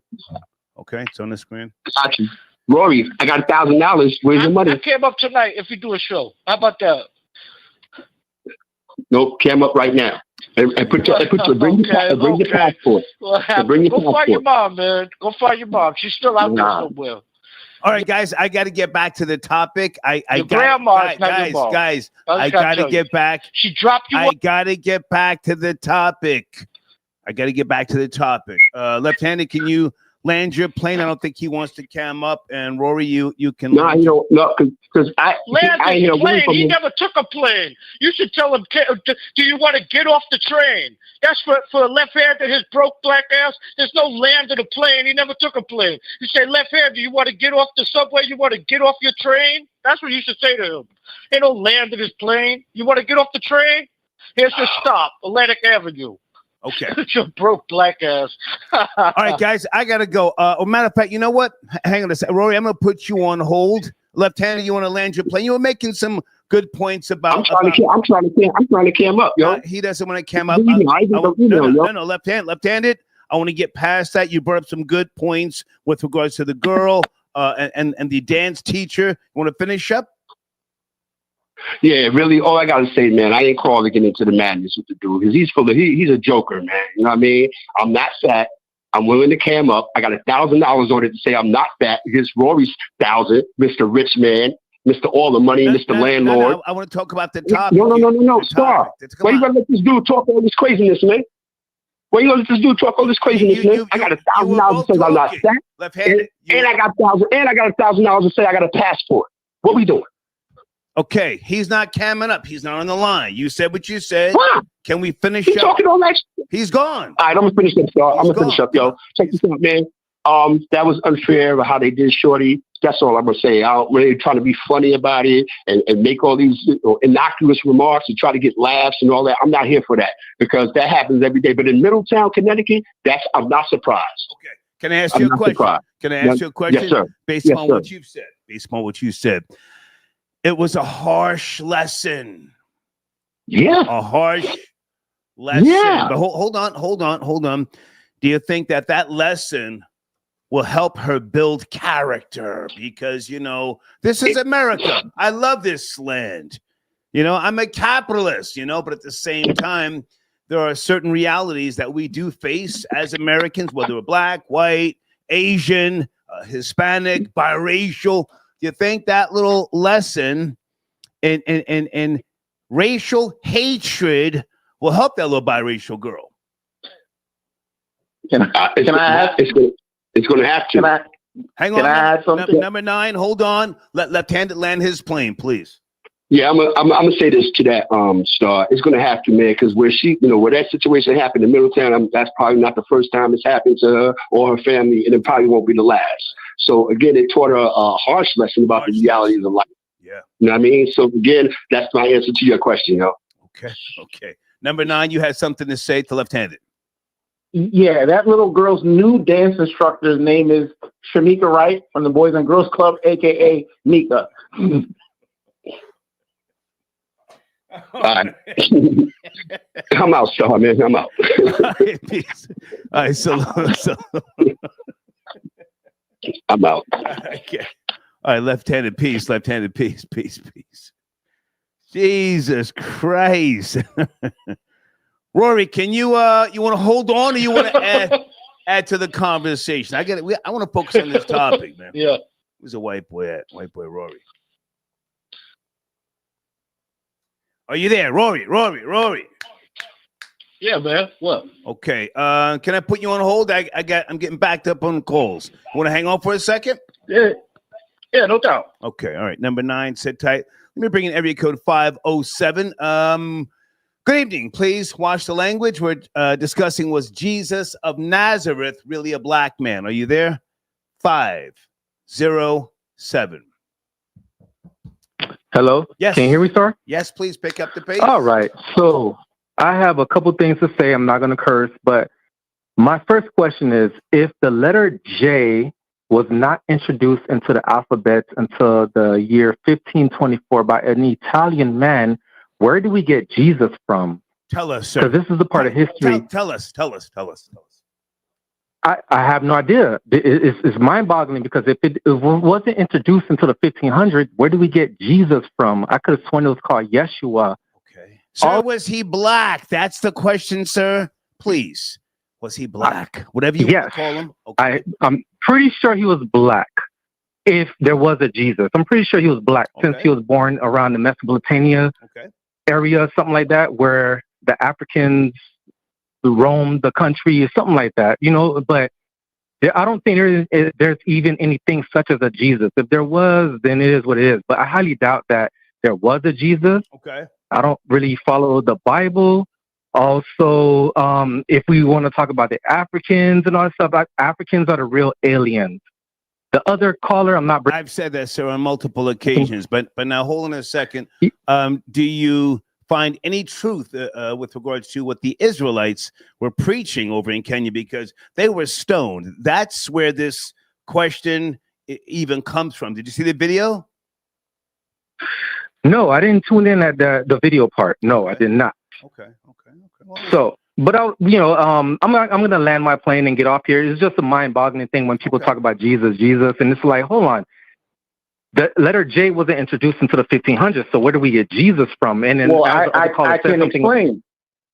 I can explain that. Number 9. Well, Yeshua, if you understand the Old Testament, is Hebrew. Now, how we got it to Jesus with the letter J was the New Testament translation was in Greek. So it went over from Hebrew when it translated to the New Testament was in Greek. Under Paul's translation, they translated after the Roman Empire put the Catholic faith into the main religion. The first translation was in Greek, so that's where we get Jesus from Yeshua, from Hebrew to Greek translation. Okay, I'll roll with that. No problem. Did not the Catholic or whatever church you were talking about also? We were talking about a King James Bible and all that. And King James didn't like women, and he started to slaughter women or something like that. Like, there's tell us, sir. You're just throwing out random things. Tell us. Okay. Now, when we're talking about Caucasians and all that stuff, I don't think there was no such thing as a Jesus, because when we talk about white people, and you're saying Jesus was black, Jesus was white, and all right, we're talking about white people, no problem. But the white people, they were created by Yaqub, and Yaqub, white people was just invented by Yaqub for destruction and all that stuff, and they ran to the. Were they invented in a lab, sir, in a test tube? Where are you going? No, not test tube. They were well, it was a test tube, and they got ran off to the Caucasian mountains until they were able to be civilized by the Moors. The Moors taught white people how to become civilized. Other than that, they were created for destruction and all that. So I don't think there was anything as a Jesus or anything like that. So all this Bible stuff, none of that stuff is real. Sir, I appreciate your input. You've already said what you said. I thank you for your call. Thank you, man. Thank you. Yes, sir. Okay. All right. Is that Florida boy Jay on the line? FBJ.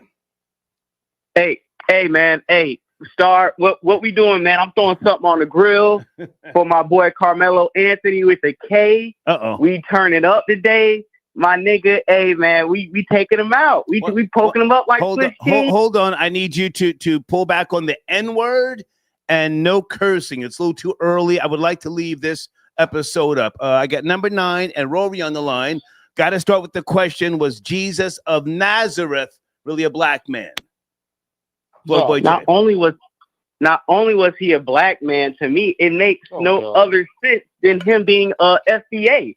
Niggas love. I'm sorry for saying the N-word. I'm sorry, but people love saying that America's Egypt and whatnot, right? People love saying that the pyramids is in America. So let's entertain that theory for a little bit. All I'm saying is, why wouldn't Jesus be FBA? The reason why I say that is, what other black person on my diaspora ever sacrifices for anybody else, ever stands up to anything else? besides the FBA. It's only right. I mean, it's a lot of times what's so funny about it is just like we've seen thing of what's burnt grass, what's bronze skin, what's coarse hair. We know all these definitions until it comes to people who matter to white people, like Jesus. All of a sudden, he's olive skin. The only thing that's olive skin is a dead person in the morgue. Stop capping. Okay. The niggas, and what I'm trying to say too is this: we can't let people with melanated skin from third world countries try to speak on religious matters if black people were these religious people or deities, because when you come from these war-torn countries, you never seen black people as higher than what you were projected, what the white man told you. So I got to jump in, Florida Boy Jay. So how are you making the correlation to Jesus and foundational black Americans based upon time zones and regions? I'm a little confused. I'm saying he's FBA because that's what I'm saying. I'm not coming with these books and these historical facts. And if people can come on here and say he's not, or he's whatever people want to make him up to be on this phone. Are you trolling? Where you going? Hang on, are you trolling? We're having a pretty good conversation. People are presenting their sources. I mean, you can stay on the line. I'm trolling a little bit with the FBA. Is nappy here. Listen, I'm trolling a little bit with the Jesus with FBA thing. But for the most part, what I'm trying to say is this. If Jesus was black or not, when we really look at the description of what people have called in and gave and what we have received for over thousands of years, that it looks, we know he wasn't white. He wasn't a Asian or a Chinese man. He was a dark melanated person. Okay. That's and then Absolute 72 says there's no Little Mermaid, but we argue over that, don't we? What'd you say? It's on the screen. It's on the screen. Hey, Rob, pardon me, a runaway slave. Hold on a second. We're all thinking, oh, wow. Let me get this on the screen here. Thank you, Absolute 72, for your comment. Runaway slave. We're all thinking too deep. Only a nigger would kill Jesus. That's simple. Okay. This is why no matter what niggers do, it will never work. Wow. Cursed for life. You'll never know who you are, you low-grade niggas. Okay, everybody hold on a second. I think I played all the videos I needed to play. Let me just double-check something here. And thank you, Deeds. Deeds says that was Plainville, Connecticut, number 9, where that dance instructor, that school. Oh, that's even worse. That's further north. Plainville, you're going up to the casino region. How close is Plainville to Middletown? Because left-handed said Middletown. Well, Plainville and Middletown is about 35 minutes. So okay, yeah. Okay. So thank you, Deeds. She clarified. All right.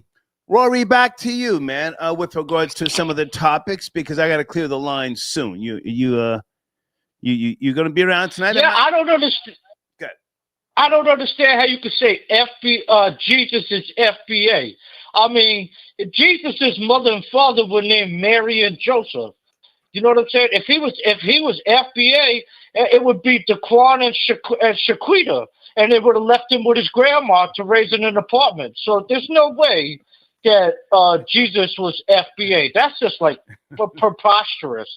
You know, as far as like black, no, that doesn't flow. Like I said, it doesn't flow. Black, but you know, having coarse hair just means that you have wavy hair. It's not straight. That doesn't mean that. How does coarse hair correlate to nappy hair?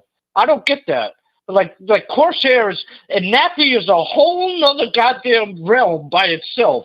It's not even close to coarse, right? So, no, there's no goddamn way on this God's green earth that Jesus was black. Okay, hang on. You just have to accept the fact. Did he get a good tan? Stay there.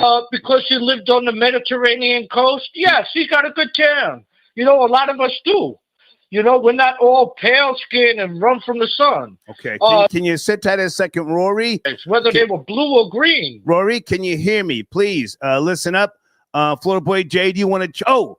Florida Boy Jay, I tagged you Sam, I analyzed, pardon me, left-handed, and oh God, who else was that with regards to a video that I posted in my community section yesterday? Did you see that? Did you check your tags in YouTube, Floorboy J?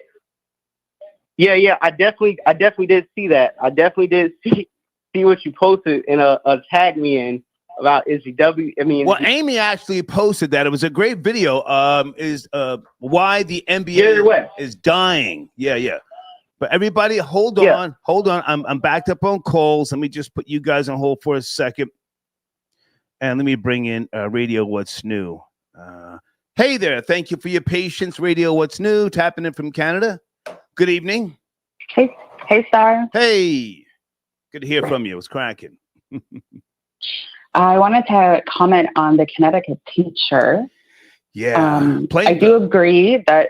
Exactly. I do agree that many cultures don't encourage their kids to seek hugs from strangers. I was definitely raised that way. I also had a dance instructor when I was a child that was this dismissive, and I guarantee you this was not the first time that she has excluded the child, has made some passive-aggressive remarks or some sort of indication. I really put the onus on the kids. It's not the baby's fault because it was a public forum. Right. And I think just out of a reflex, she went in for a hug as well. She thought since, there's 4 of them and 3 of them got a hug that she'd be involved. Right. But I do agree that people need to let their children know, do not expect affection from strangers, whether it's your teacher, your mentor, whoever it is. And I do recommend checking this woman's Snapchat. I would want to investigate that and see who she's talking to who may not be of age. You mean the dance instructor?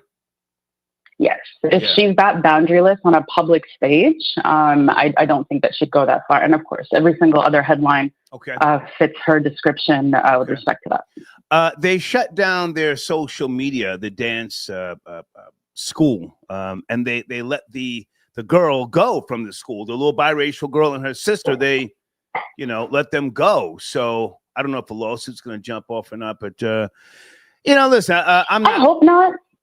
I'm not blaming the little girl. Like you said, she's just a little girl. She doesn't know. But I think this is a good little lesson, because some people are just a little too affectionate, with strangers. That struck me as odd. Puka, you were saying?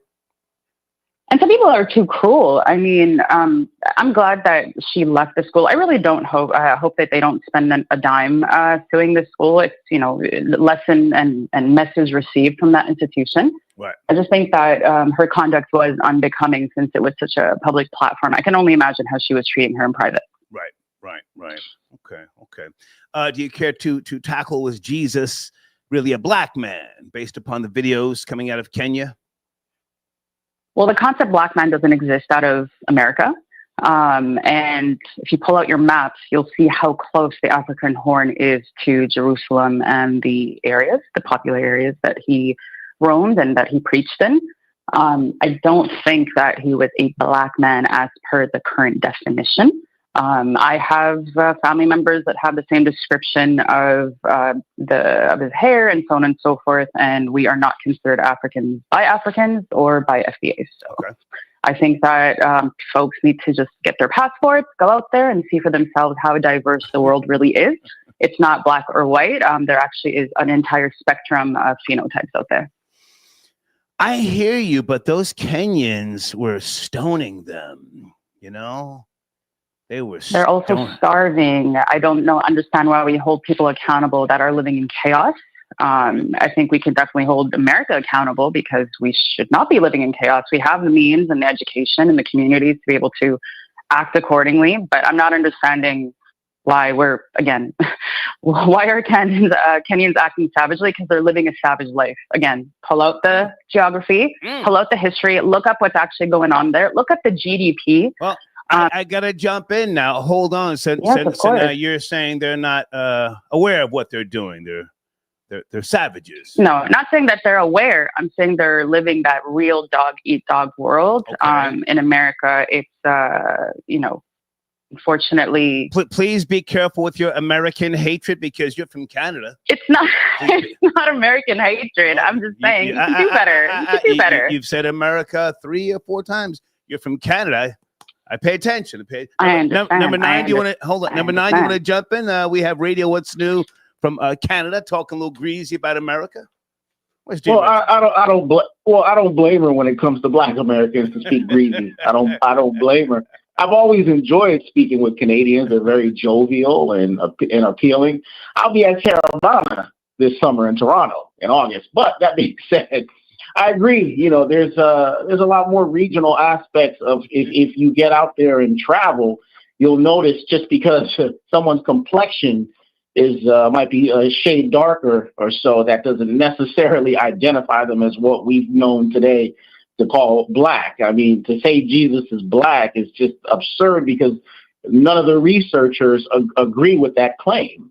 And archaeologists have even proven that, you know, Jesus was someone who would have had a different complexion, but he wouldn't be Black as we've come to know it in today's society. So there's a lot more to it than just painting it as black and white. Okay. Radio What's New, you have the last word, and I appreciate your shots at America. I wasn't making any shots. I'm saying y'all are the ultimate empire. Y'all are number one, you know, act accordingly. But thank you so much for your time. Appreciate it. Thank you. Okay, bye now. All right. Okay, bye. I caught the American hate. Oh, yes, I did. Let me bring my boy, Florida boy Jay, back in. And where is Rory? Okay.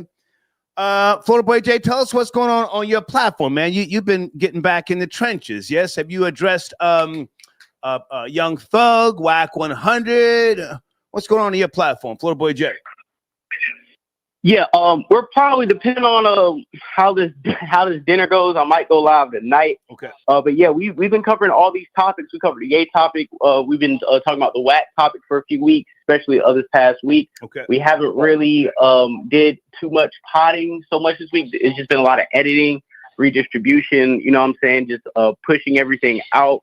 I got over 30,000. Like, what is this? The fourth day of the month already? What is it? The fourth day? Yeah, I already got 32,000 views this month already. So we're on the way. I'm trying to do 250,000 views in April. The money's coming in. Like I said, the views are doing good. Nice, I'm posting up on 6K. And like I said, all my statistics are in the 0.1% pretty much on YouTube. So I'm doing great. I want to say thank you. When is the next time? When's the next time you're going live? Next time I'm going live, promise you for sure, it's going to be tomorrow afternoon. Might you want to address is academics trying to line up Whack 100? Oh yeah. I mean, it'll be my second time because we definitely addressed that last week. I think last Friday. You did? Yeah, we did. Chopped it up. I got people in the shorts arguing with each other. Yeah. We eating off that. It's, the Google checks are coming in already. What's your personal opinion? I saw academics. I just saw a little clip. Somebody sent me a clip where he was bringing up the whole future in the airport thing with Whack 100 and supposedly Future getting chased. Birdman got called. No, Future. Was it Birdman or was it Trick? I forget. You know what I'm talking about? No. Future got chased, but they had to call Birdman in order to smooth things over. Okay, wasn't Trick? You sure? I know those names, those guys got thrown in there. I'm not saying they didn't have anything to do with it, but at that time, the person that can call the dogs off on Future's behalf was Birdman. Seeing that Birdman, Rich Gang, and FBG were doing a lot of music around that same time. I just want to say that academics may be trying to line Whack 100 up because, he holds a grudge, if you ask me. And a couple of weeks ago, Whack 100 barked on him. You saw that? Yeah, but I'm going to let you finish because I want to give my input on that, but I did see that. Okay. Go ahead. And I feel like Whack did that because academics has literally been saying borderline incriminating things about Whack 100. So it's Adam 22. It's like the feds told Whack and Adam, like, hey, we're gonna pull y'all cases out if you don't help me take down Whack too. And Whack is a street guy, even though he's a businessman. He had to draw a line with Act like, yo, stop saying this police stuff, stop putting me in there. I gotta jump in there in the live chat saying it was Trick. Yeah, that was Trick. I just wanted to point that out, man. But okay, so you're gonna readdress this on your platform, yes? Absolutely. Absolutely. Yo, And FPJ, I hope your dinner goes good. I hope your Henny wings and your French fries taste good tonight. I hope your black-eyed peas and your red rice and beans, red beans and rice taste really good tonight. I hope they're soaked for a couple Rory, can I ask you a hours. question? Rory, let me ask you a question. I hope Rory, your Henny wings are delicious. Rory, let me ask you a question, Rory. Let me ask you a question. Sure. What Black are you people gonna always do? want to ask me Oh, questions. no. You get to Black talk, people you get to love talk, I'll let asking you me go. One at a time, guys. One at a time, please. One at a time. Boy Jay, go ahead. I want to know, with the great white race Rory has, when are you getting, how come you're not outside getting your lick back and your get back for the white man for the white boy that got poked up in his brother's arms? What are you as a white person doing mobilizing against niggas, taking y'all out, poking y'all up, we throwing y'all on the barbecue grill? Where are you at? Well, why aren't you outside looking for us? Huh? What you doing, white boy? Where you at? We kept you frying chicken and smoking pap, nigga. Okay, I'll answer. You asked me a question, white right? boy. Let him respond. Let him respond. So we're not yelling on top of Well, each you asked other. me a question. Please, one at a time. Well, Go you ahead. asked me a question. Could I answer? Go ahead. Yeah, you scared. One little hood booger stabbing a white boy does not equal the numbers historically in this country. So you got a lot more little Tyrones and hood boogers down in Texas need to get to stabbing and shooting if you want to equal up the numbers in this country, FBA boy. You know, like I said, I mean, don't play with me. already I started. gave you your And whole instead of style. y'all going I'm the father outside, to your get whole your new lick back, style. right? You're turning the keyboard warrior. Okay, guys, I'm going to get back to the show. Florida Boy Jay. Everything you fought for the last 600 years is gone. Okay, Florida Boy Jay, can you hear me? Florida Boy Jay, I thank you for tapping in. I got to get back to the show, man. Good to talk to you. I appreciate you guys. Sir. Have a wonderful okay, show. So, Thank you. okay, all right. Florida Boy Jay's gone. Let me sign up with Rory. All right, Rory, great to talk to you, man. I got to get back to the show. Rory, can you hear me? No, I'm on the show. Got to get back to the show. We'll talk later, Rory. All right, sir. Okay, so white boy Rory, tapping out. Number 9, I'm going to slide off with you. Final words. I appreciate you helping me set the tone here. Gene Richmond, with regards to Jesus being a black man or the other topics that we discussed. Number 9. Well, I want to say thank you for being on this show. Jesus was not a black man, and that little girl can now enjoy dancing in front of blacks at the hip hop special in her neighborhood. Also, I want to thank the framers for founding this great nation and building this nation. Washington, Hamilton, Jefferson, Franklin, Madison, and so on and so forth. Thank you. Good to talk to you, Gene Richmond. All right. All right, take care. King Simon, good to see you, sir. Good to see you, sir. Good to see you. How you doing? Good evening. Good evening. We've been having a very healthy and robust conversation. Was Jesus of Nazareth really a black man? Man, again, everybody had their point of view, their perspective, and I have a perspective also. And pick up to number 9. Number 9, from the historical books that he revealed and talked about, was very, very interesting, especially with the rustic look and all of that. And that makes a lot of sense. But, people, reading certain books over the years, man, people are going to call Jesus and define Jesus as whatever they want him to define all over the world, and if the point of your platform right now for this is like, how does it benefit? How does it benefit? If he was a quote unquote black man, how does it benefit those who exactly subscribe to who look to that as an answer? If they're living up to his tenets of love and peace, and sometimes the sword if necessary when you read that Bible. But again, I personally don't care what people believe Jesus' color is. If they're living up to the teachings that he offered, That's more important than whatever color he is. Now, Chinese might have a Chinese Jesus. Mexicans might have a Mexican Jesus. And they might call it Quetzalcoatl. They might call it this, might call it that. If you're living to the tenets and respecting the tenets of honesty of who you are, what you want to be, living, trying to be as your Father art is in heaven, then, hey, do what you do, man. Because I've been in all these religious groups, Star.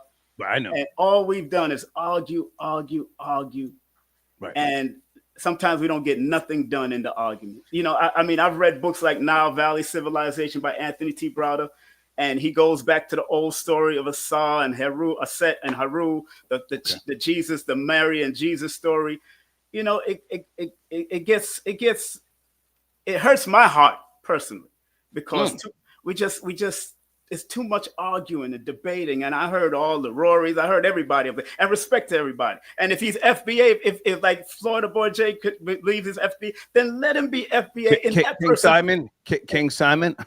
I'm just saying, if that's what they believe, let them believe that. Hang on. Yeah. I rock with Florida Boy J heavy, but if Jesus walked the earth, he was not FBA. You know what's so funny? The Quran says that to every nation there's going to be a warner and a messenger. So he could have appeared as an FBA sometime in history, in biblical or religious theology. If every nation is going to receive one, then there it is. Maybe he is. I'm just coming from that perspective. I'm not going to stay and say he's black per se, according to skin, but they do say in that region he was of color. Let's say King that. Simon, yes, sir. You and I have history, sir. I respect you, but now, even though I'm a non-believer in the theory of God, I think it is important to know what Jesus' DNA makeup was. I think it is important. And we know, hang on. We know, like other people know, that Jesus was a Jew. Christianity was started 40 years after he died. He knew nothing about Christianity, right? Right. So I think it is important. What you're saying, I mean, it sounds hot, respectfully. I mean, I know it sounds hot, but again. Sounds, I can be Chinese Jesus, Asian, Malaysian, sounds hot. You're saying to me, a man of your knowledge, your credibility, it doesn't matter? I'm saying what his DNA makeup was? I'm saying after all of the debates, I'm tired. I've been on the streets debating from the 80s. I'm tired. What have they built? What have everybody built that says this and that? What are they building together? Because if everybody comes from, let's say we go to the genealogy of Jesus in Luke 3. Let's go to the Bible, Luke 3, where it goes all the way back to Adam. Okay, so if all of us are Adam's children, what have we built together? If all of us are Adam's children, became Abraham, stemmed off of it, became Ishmael, became Israel. What have we built if it all goes back to Father Abraham and go back to Adam? What are we doing? It's too much. It's just too much for me. And I'm not going down that road ever again. Okay. With people. Never. I don't debate no more. I don't. Did you make contact with Captain Tazariak, our I text him, but he didn't respond. Only Garfield responded. And Garfield, my brother Garfield. Brother Garfield.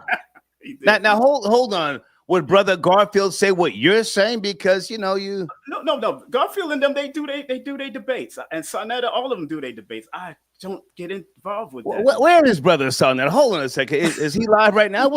I don't know if he's live. I don't see him come up. I didn't see him come up. Brother Sonetta. Because I'm a little surprised at you, King Simon. You sit up here now talking about it. It don't matter. Let me look in the live chat. You should be surprised, Star, because I'm about bringing balance, man. And if it's not productive, and we just arguing with each other, it's not going to help. You was coming here to spit some ism. Hold on a second. Hold on. Area code 253. Good evening. Please watch the language. Are you there? 253. I'm here. Yes, sir. Yeah. I'm here to say that Christ was definitely a black man. Jesus was a black man, and I want to start from the beginning, not before the cross. Let's start with the truth. The word Christ comes from Greek word Christos, meaning the anointed one. Okay. Before Greek, there was Hebrew word Messiah or Messiah, And that term didn't come from one man. That was given to a lot of people. People were anointed. Kings, prophet, and priests were all called Messiah or Christ. So the J didn't exist until the 1600s. So they weren't even calling Jesus back then. They were calling him Christ or Messiah, and they were calling other people Christ or Messiah before that. So yes, Jesus of Nazareth was a black man, absolutely, but there were other Messiahs in Christ that were non-black. Well, why is King Simon sitting here in front of me, who I've known for a lot of years, giving us this whole mystical one love bullshit? What's going on with King I don't know. because Star and your caller is absolutely right from his perspective. He's right. Well, yeah. If I was still a believer in that, and that was my world, I would say, King Simon, this man is 100% right. I don't. So doubt you it. have the floor. Continue. Go ahead. Thank you. Yes. The story of survival and uprising and being born in a poverty under a Roman occupation, being poor, and then feeding the hungry, healing the broken, that is the antithetical reality of what it means to be poor in the hood today. So the fact of Christ, Jesus of Nazareth back then, is the same similar struggle to, I don't know, some kid trying to make it out of the hood. It's the same thing. And so when people say, oh, they don't care what the color of Christ was, they don't care, what Christ looked like, none of that matters. None of that matters, because the reality is that Christ, of Jesus of Nazareth, Christ was a black man. He was a black man. And if you also go and you look at where he went, right? He went to the Pyramid of Giza. He was baptized by John the Baptist, another black man, right? If you look at the apocryphal texts, the texts that are not in the Bible, you will see stories that go more in detail about the physical appearance of Jesus Christ of Nazareth, right? Right. The issue that I have with Jesus Christ of Nazareth is, why was he in the park naked with the little boy? If you look at the story right before he was arrested in the park of Gethsemane, if you read that chapter, you'll see that the Romans arrested him, and there was a boy that was running away, had nothing on but a loincloth. This isn't me talking. This is the Bible that says Hold on a he was second. arrested in the park Hold of on a Gethsemane. second. King Simon, I think you should jump in right there, sir. King Simon. With what he just said? What you said? Again, I'm going right back to my premise, man. I don't care anymore about that. Oh wow. I'm staying full fast, because again, you said how it would benefit the person. If you believe in Christ, whatever color you believe that Christ might be, because Christ only means anointed, so they could be people anointed in any color, any race. People. Well, hang on a sec. Stay right there. Well, sir. I don't think you've read the Bible. Oh, wow. Oh yeah, I've read the Bible. I've been battling this since I was since I was the 80s. I'm not doing that anymore with people. Oh, it's a waste of time. So you called in. You called in to just say you don't want to address the topic. I'm confused. No, you said what benefit if people are going to live up to the tenets of Christ, then that will benefit them no matter what they believe. Can you address what this man is saying about Jesus and the boy? Maybe that has some correlation as to why Pope Leo X liked naked boys jumping out of cakes with pudding on their bodies. I mean, come on, King Simon. People said Prophet Muhammad married a 9-year-old girl. What? Okay, I'm not getting into that. He doesn't want to get it. So go ahead and land your plane. King Simon is he doesn't want to discuss this. Guys. Yeah. Listen, I think, I don't know if King Simon, maybe you read the Bible a couple of years ago, but you need to go back and read it. And when I come back on and you're on, I want you to tell me why Christ was arrested in the Garden of Gethsemane the day before he was crucified, and why he was saying a phrase, "I am not a child molester." That's what he was saying in Greek when he was arrested, and I think we should go back and read that and tell us all what that means. But Carla, that's not the discussion here.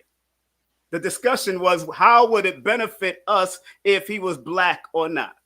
That's what the discussion. No, sir. King Simon, that's That was just my question on top of the actual topic. But, you know, that was it. You're saying you don't care. Hang on. Right. You're saying you don't care if he was black and he wasn't black.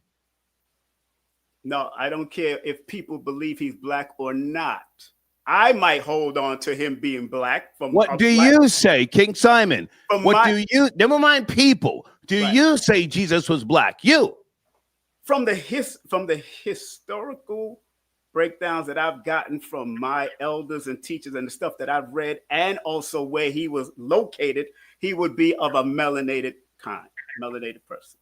Black is a crayon. We not even going there. You know, I'm not doing that. Melanated, I would say he was melanated. Okay. All right. So I'm going to let you land your plane. You can stay in touch if you like. And land your plane. Great.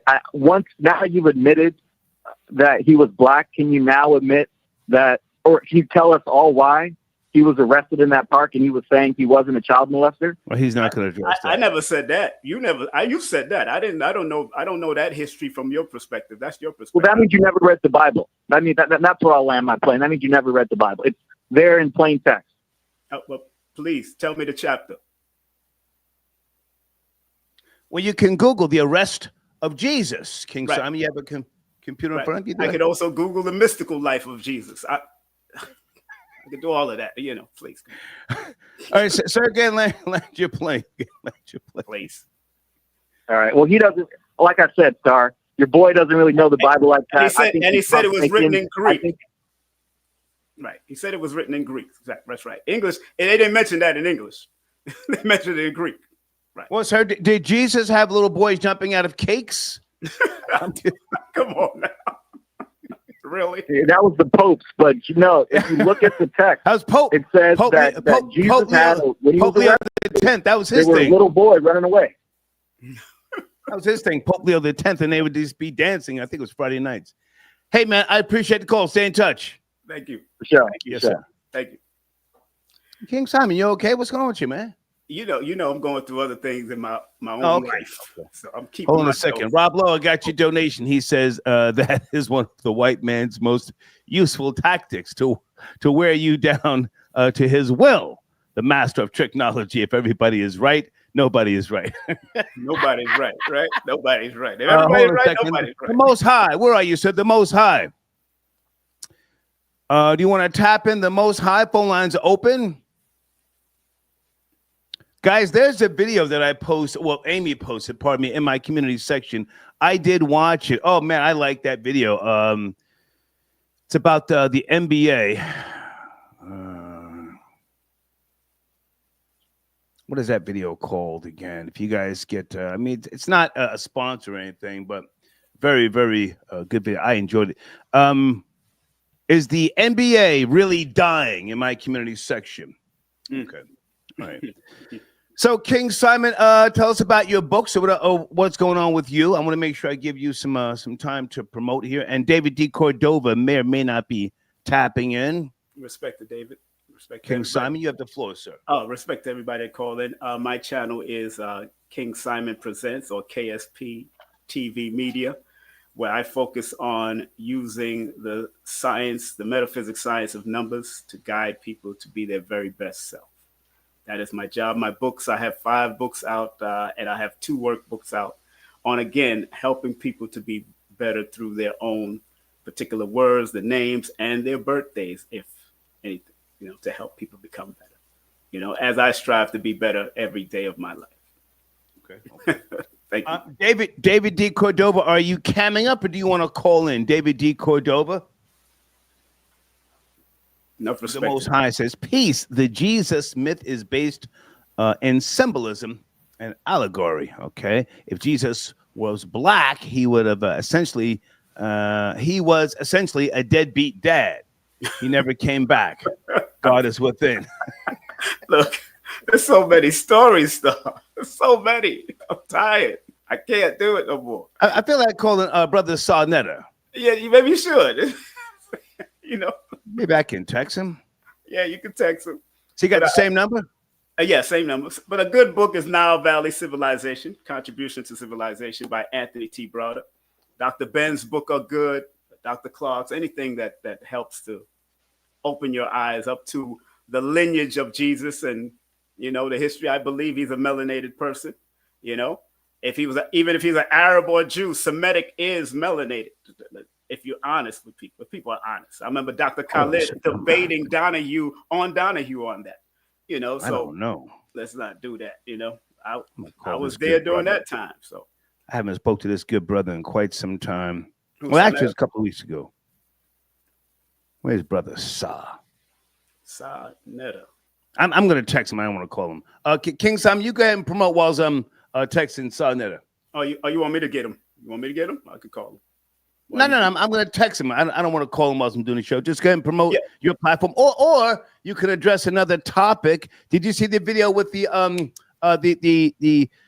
dance teacher out of Connecticut, or should I play it again?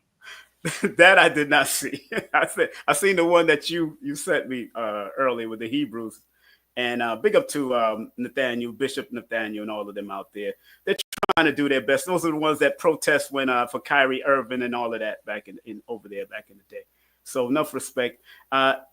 People got to realize that even Africa has been colonized by other forces, and Kemet has been like. Egypt has taken over numerous times, but people got to remember that when it comes to Africa, there's Africans that come over here to find out their culture and find out. Even an African brother from out of Ghana told me that. He said he was 80 something years old. He said, Brother Simon, I came all the way over here to learn my own history because he wasn't taught that over there, and a lot of them is colonialized. Go ahead.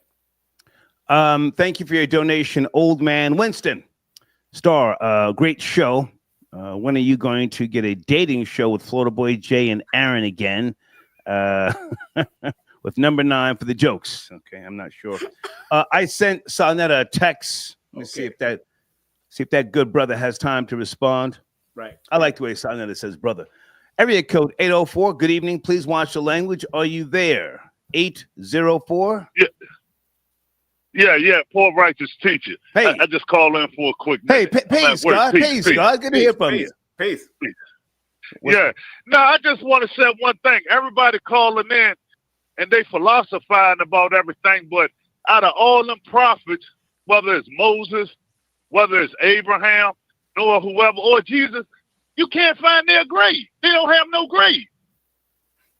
But then yet they said they still exist, which is crazy. And all that stuff is nothing but a folklore. That's the same thing about God. They said God got eyes he see, but he don't have no physical eyes. He got a mouth, but nobody can see his mouth. He got a body, yet he exists, and no man or woman has never seen him. That's contradiction.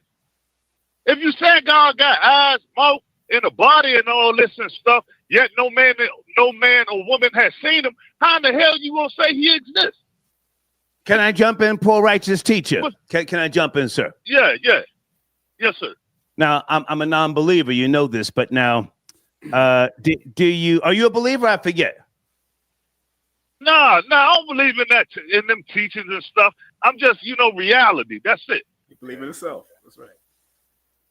Well, now, it's just like saying.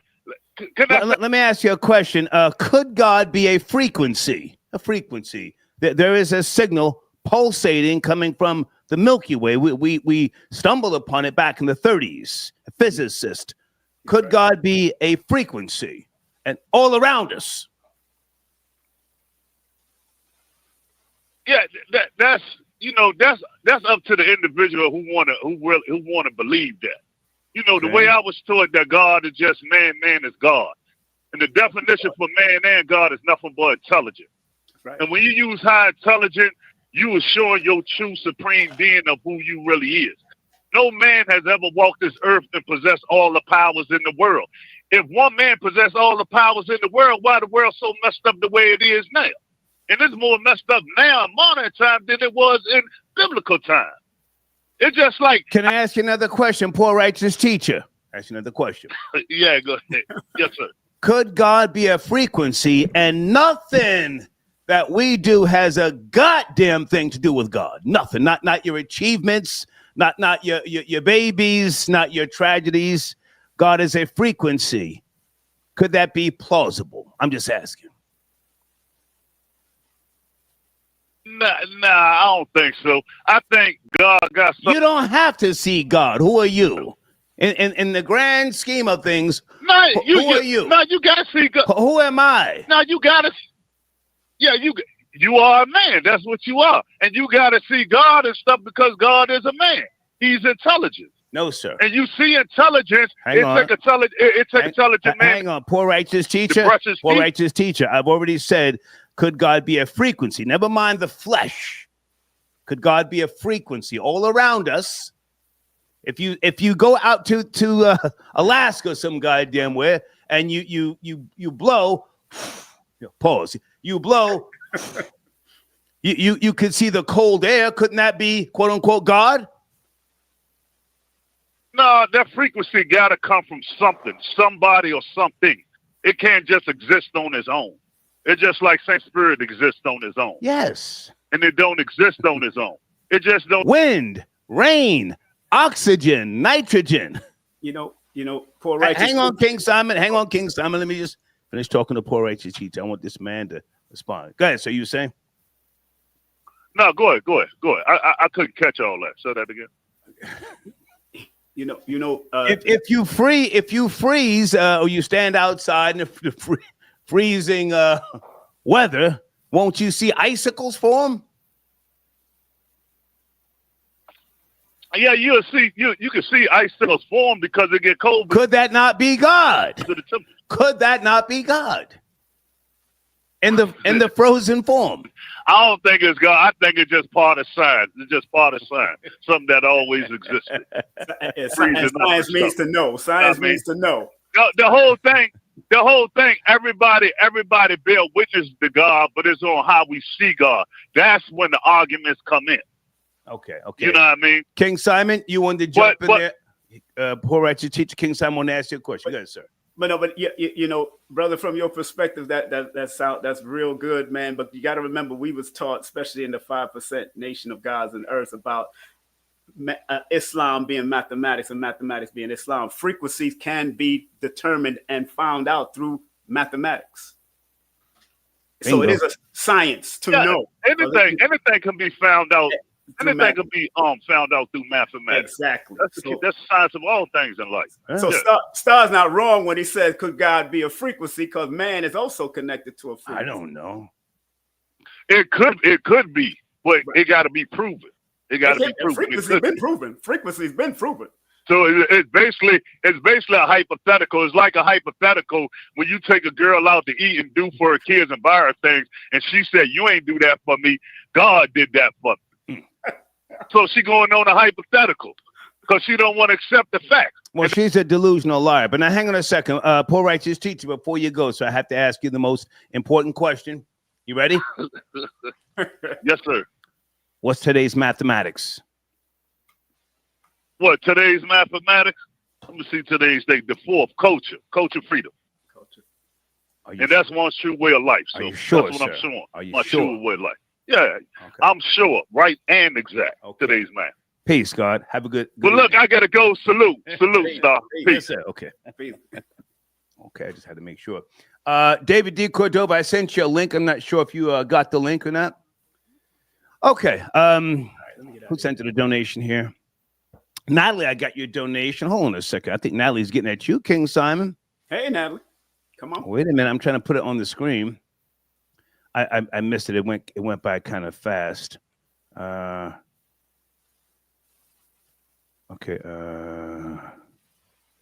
Okay. Wow. Number 9 taking a shot at poor righteous teacher. Why are you doing that, number? Well, number 9, Spence Skrilla. Yes, he does. Okay. I can't find Natalie's donation. She says, for real, Simon been preaching on the 2 and 5 trains in Brooklyn. Back in the day. I even heard him preaching at Club Temptations. Back in the day. On the DJ booth. Back in the day. I tell you, I've done a He's lot of tired. I'm tired. I'm tired of arguing, Natalie. Big up to Natalie. Well, I didn't ask you to come argue, man. No. I'm just spit some again. knowledge. No, it's people again. We know black and all these words came about over time. It wasn't in Kemet. It wasn't in Palestine. It wasn't in Jerusalem. These words didn't show up. There was other words. If we spoke the Hebrew language, or we spoke Amharic, or we spoke these different languages. That's why in certain communities they taught us languages, because they knew they took away our pure history and culture through language. Lucky Star 772. I got you on the screen. She says there are definitely unseen forces. Yes, those are evil. Come on. They have nothing to do with the theory of God. Peace, the Most High. Is that you, sir? Type it in area code 347. Star, peace, God, peace, culture, freedom. You heard? How are you, sir? What's going on with you? King Simon, peace. Peace, Lord. So, yeah, I just wanted to throw my, just give my little thoughts on this. At the end of the day, it definitely would be. Your phone went out. Say again. Spiritual systems. Your phone went out. Oh, I'm sorry. You're breaking up. Say again. You hear me? There you go. I got you. So my fault. So me being exposed to definitely Nation of Islam, definitely 5% Nation or whatever, I'm gonna always take it back to sufficient and looking at God in the mirror and it being God within. Okay. If you're looking at out. The Most High, your phone's dropping in and out. It's dropping in and out. Your phone. 1 2 1 2. You hear me? There you go. Yeah, go ahead. You hear me? Yes, sir. Go ahead. Got you. My fault. So anyway, in terms of Jesus being black or God being black or whatever, if you're looking at God outside of yourself, that's the first mistake. Second of all, if you do believe that God or Jesus or whatever is whatever the say, then that means God has left you. Your spiritual father has left you. He never came back after the resurrection to save his people and to the meek shall inherit the earth and whatever the case is. So since that hasn't happened, I think at this time people really need to understand that God is within, whether you believe it's a frequency or I'm going to say this. I definitely learned more about the biblical aspects, the symbolism, the allegory, whatever, from somebody named Bill Donahue. It's a Caucasian man, wears glasses. He has plenty of videos on YouTube. So in terms of the symbolism and the allegory of the Bible, I learned a lot from him specifically. I also learned a lot from C. Freeman L. He's a Moor. He definitely has a lot of material on YouTube. So I don't believe in any of the allegory in terms of race and and genealogy or whatever the case, because it can't really be proven. There's not a lot of archaeological proof that you could verify this. You want to respond, King Simon? No, look, he mentioned all the greats that I listened to C. Freeman L. and all of them too. And interesting, people are trying to find the genealogy of Prophet Muhammad, peace and blessings. And they don't want to ever put a picture to him. You know what I'm saying? Because they know that could cause whatever ruckus it is. But again, that was great point, my brother. Great point. The Most High. Have you ever read any writings by Anton LaVey? You know that name? So I know he's the head honcho of the Church of Divine Evil and all that. Right. He's no longer with us, blessings and all that. People say his daughter is Taylor Swift, but we'll get to that on another day. But I'm familiar. The Satanic Bible, 1969. Yeah. Okay. Hey man, I gotta ask you. I gotta ask you before you go. There's a great video that Amy posted in my community section yesterday with regards to the reason why the NBA is dying. And she asked the question: is the NBA dying? Do you know that video? Have you ever seen it? I think the YouTube channel is Mr. Sports. Nah, I'll definitely watch it, but I already have my own theories in terms of why the NBA is dying. I know, but I'll definitely watch it and see if my ideas line up with his. Okay. And like I said, it kind of speaks to what the eye test tells you that this ain't the NBA that we grew up watching. So I definitely say that. It educated me on some things I didn't know about. I forget what you call it when the players don't necessarily play to preserve their bodies or something. I forget. Load management. Load management. Load management. Whoa. And that's a big pause right there. Yeah, low management. We have to discuss and that. You know who day. started that? Who started that? I have no idea. No idea.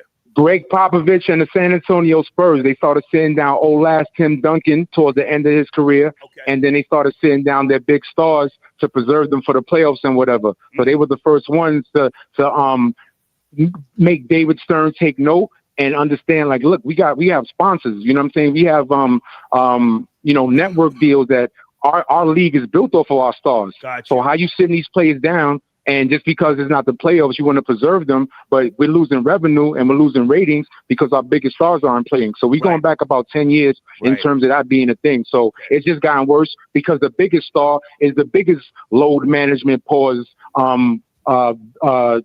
That's LeBron.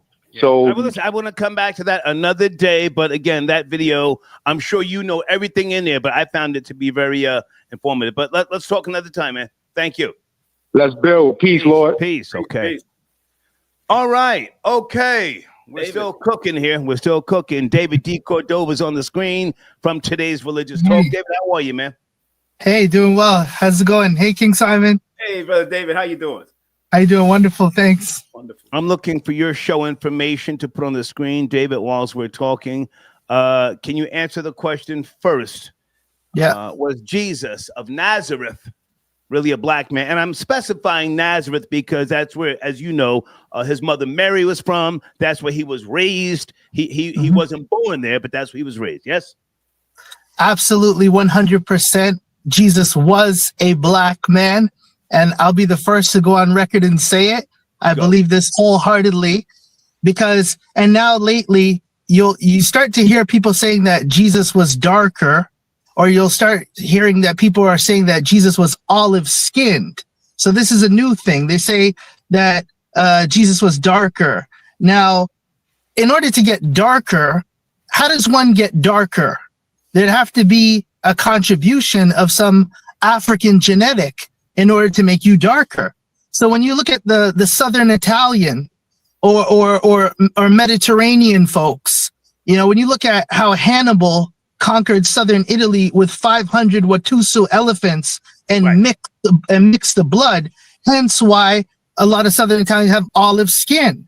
Right. So when we say, oh, Jesus had olive skin, he was darker, this is because of the contribution of the African genetic. This is the contribution of black blood. So that's just a fancy way of saying that there's black in this because he was a black man, because the ancient Hebrew Israelites were black because the Egyptians were. And if the Egyptians were, then by default, the Israelites have to be, because Moses. Hold on a second, David. Your camera keeps freezing. I guess you're driving, you said, right? I parked. How's it now? Your audio's fine, but your camera keeps freezing.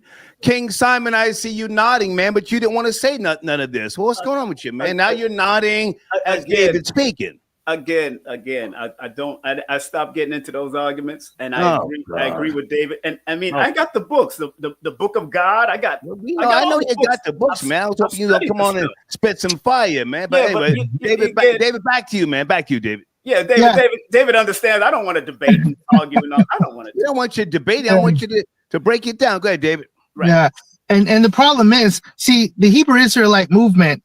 The problem is when they try to justify Jesus's racial identity based on the wrong scripture, because they use the wrong scripture as the basis of the argument all the time. I'm so tired of hearing, oh, hair like wool, feet like burnt brass. Hair like wool, feet like burnt brass. Yes, we know, but that doesn't have anything to do with Jesus's racial identity. That was something totally different. So yes, I do agree Jesus was black, but I disagree with the scriptures that they use to base their argument for him being black. That's the wrong scripture. That has to do with something totally different. That's all esoteric knowledge. That has to do with the planets. I could break that down another time. But once again, the Egyptians were black. So by default, Moses was raised as an Egyptian and he was a Hebrew. Jesus is a Hebrew. So they were all black back then. That's a fact. Now, David, can I ask you a question, David? Remember, you heard about Putin revealing all of the black Jesus and all the different artifacts. Mm-hmm. It's already there. We know it's there. We know. Now, the question I have, how does it benefit humanity now that we know it's black? The world needs to know. The question was, how does it benefit black Americans? Oh, just black Americans. If at all. If at all. Okay. How does it benefit black Americans? Because it restores pride in the fact that the greatest man alive in history was a black man, and that does something for not only black Americans but black people of the diaspora, all black people. And I'll tell you who it would benefit as well. It would benefit, believe it or not, European Jewry would benefit from an acknowledgement of the true racial identity of Jesus Christ. I believe that if we acknowledge the fact that the first Hebrews were black, I think it would benefit them as well. I'd like to jump in and just say this, respectfully. I don't think that it benefits the so-called Negro here at all. I think most blacks, if you will, in America, prefer a white Jesus. I think they are consumers, shopaholics, and I don't think that you can reprogram them. And I think that's why certain groups do struggle with regards to trying to educate the masses, and that's coming from a non-believer. But I wanted to lay that out, guys. Sit tight a second. This person has been on hold for a minute. Area code 973. Are you there? Good evening. Please watch the language. 973. You've been on hold. Are you ready? Yes, no, maybe? Okay, I got to keep it pushing. David, back to you, sir. I appreciate you tapping in. Something else you want to say on this topic, David? Yeah, just that, once again, back in history, biblical history, everyone was black. Moses married the Ethiopian woman. All those people. You are the last party. I'm sorry. Yeah, you were saying, go ahead. Yeah, all those people in ancient history were black. When you look at Ham, you look at Canaan, the grandchild of Ham, which is Africa. So that landmass is the son of Africa. People have to read their Bible, study the Bible properly. They're not going to read it. They're not going to read it. What do you feel about the guy that made the statement about the pedophilia with Jesus? I never heard anything like that in my life. I gotta go. I don't know where that came from. Was he trolling? Well, he said it was in the Greek language. That's what he said, and it's not in the English language. Now let it stay there, because let it stay there. We don't want it. We don't need. Can somebody Google it? Can somebody Google it? Let me see. King Simon, can you Google it? My hands are. I'm gonna Google it right now. Hold on one second. Go ahead. Got a lot of stuff going on. I got 5 windows and a bunch of stuff. Hold on a second. Hey, Patricia, I got your donation. Thank you so much. It's by the one pronounce. Okay, thank you so much. Hold on. So, David, you're heading home, or where you headed out? What's going on with you, sir? Just heading back home. Okay. And guys, I'm moving a little bit slow here, but I got your cash apps. Thank you for your support. Miriam, thank you for tapping in. Miriam, okay, she sent a donation. The Real Rico Mercado, okay, I got your donation. Pauline, I got your donation as well. Yeah, Pauline, I'm in no rush to come up north. I've been procrastinating, to be honest with you. I'm really enjoying Emerald Isle, North Carolina, which is where I'm at right now.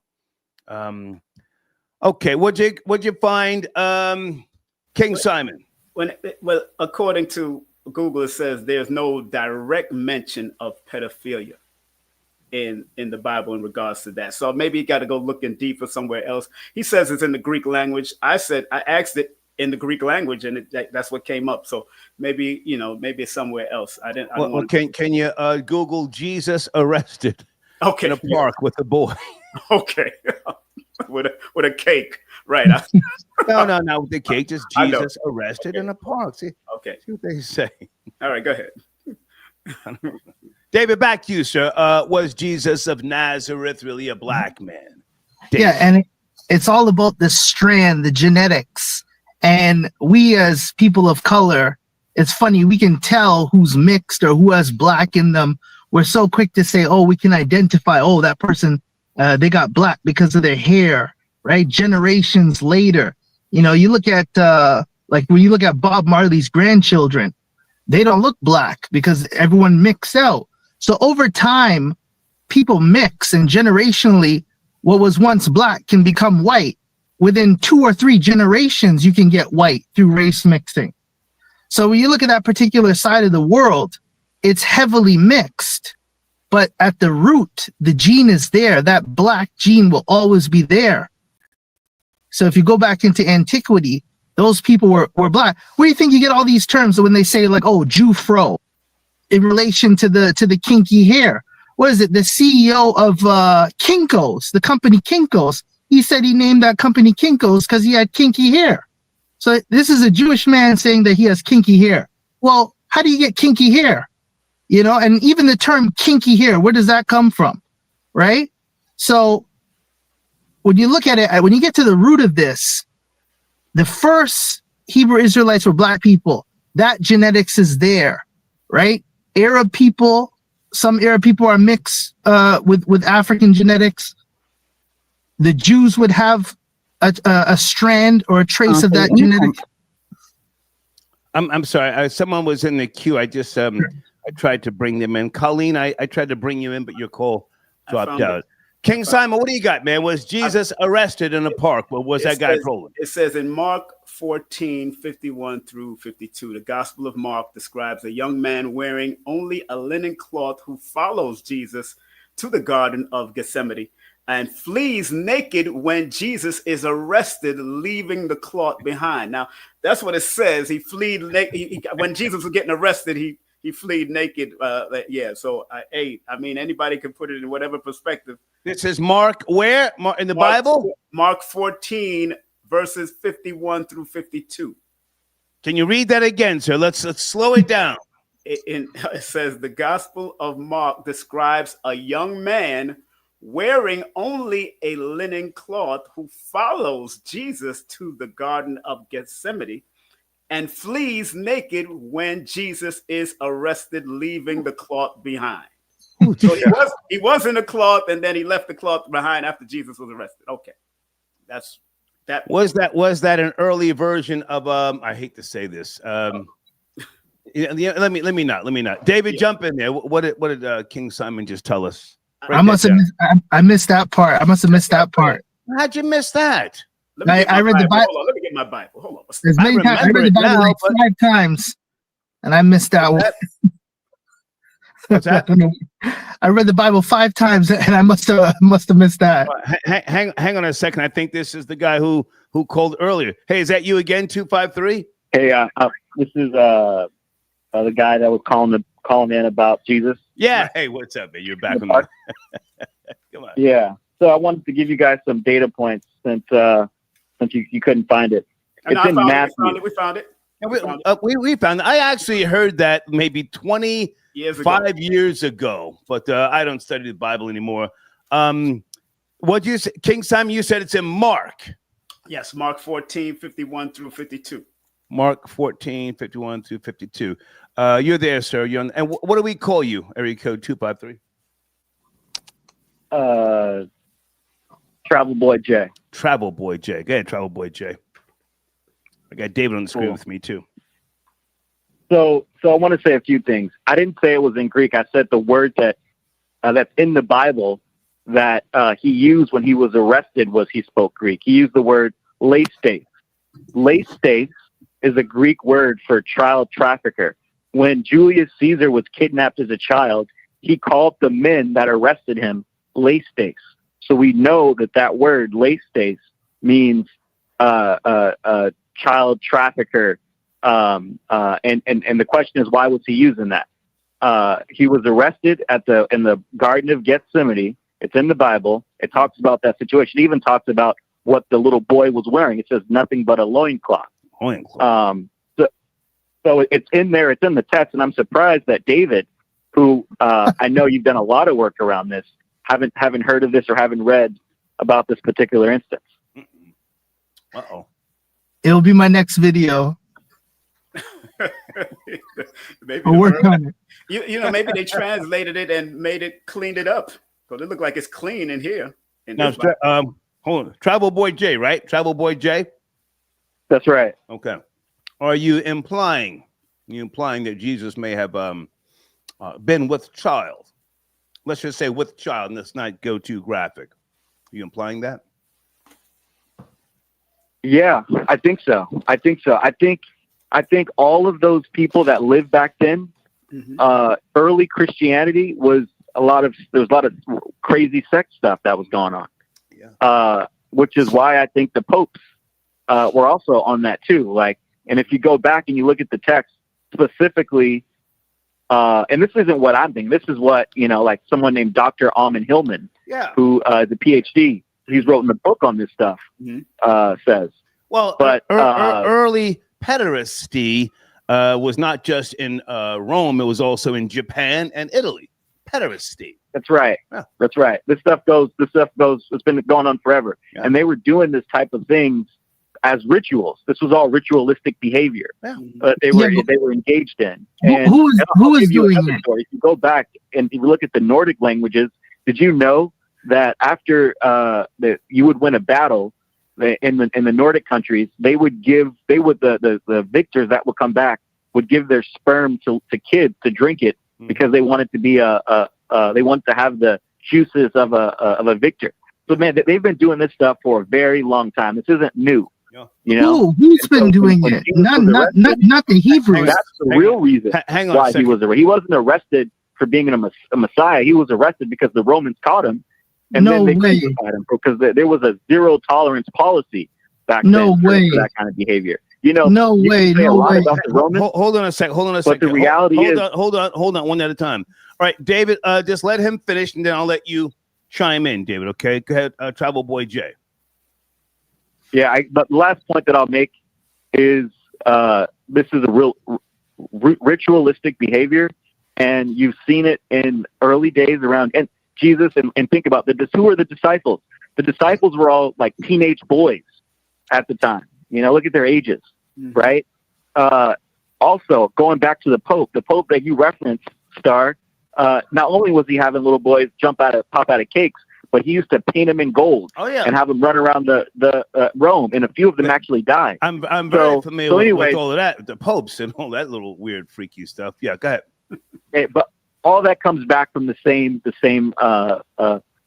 deal. Like they were not only were they engaged in like crazy sex, they were also on drugs.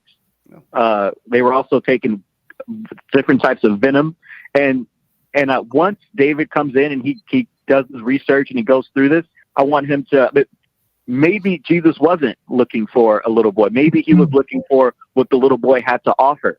And maybe the little boy had the antidote to Jesus coming down from a drug.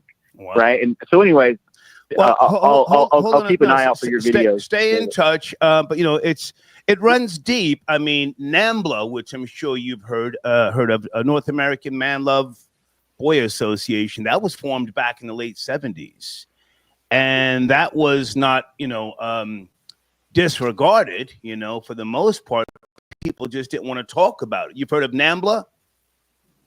No, I haven't heard of that. When you get time, Google NAMBLA, North American Man Boy Love Association. Yeah, that came out like in 79, 78 or something like that. So what you're saying has a lot of validity to it. Dave, do you want to respond before Travel Boy Jay signs off?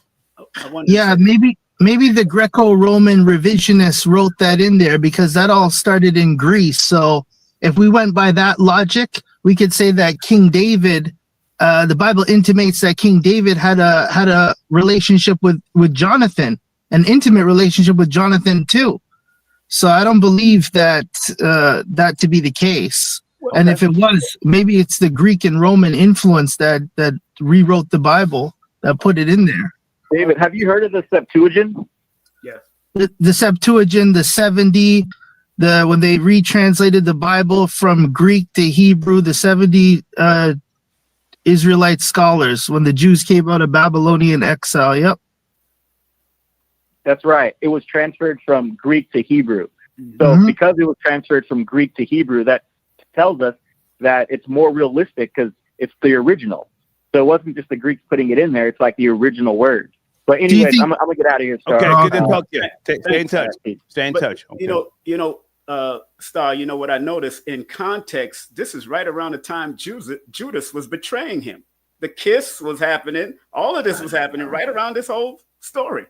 Okay. So, the arrest was supposed to happen because Judas was the one that's alerting the soldiers that this is who I'm kissing to get arrested. Well, we need to do another show, and we need to have David spearhead it. Yeah, talk read about it in the arrest. context. Yeah, read it in context. You'll see the whole story. Hey, hold on, guys. Hey, Colleen, are you there? Friday night? Sam, how is everybody this evening? Good, great Hi, to hear Colleen. from you. We're just having a conversation about a few things. You up to speed on the dance teacher out of I forget what area that is in Connecticut, and was Jesus really a black man? I played a video earlier. I don't know if you're up to speed. No, I'm not up to speed on the video. I have not seen the video, but that is totally feasible that he was a black man.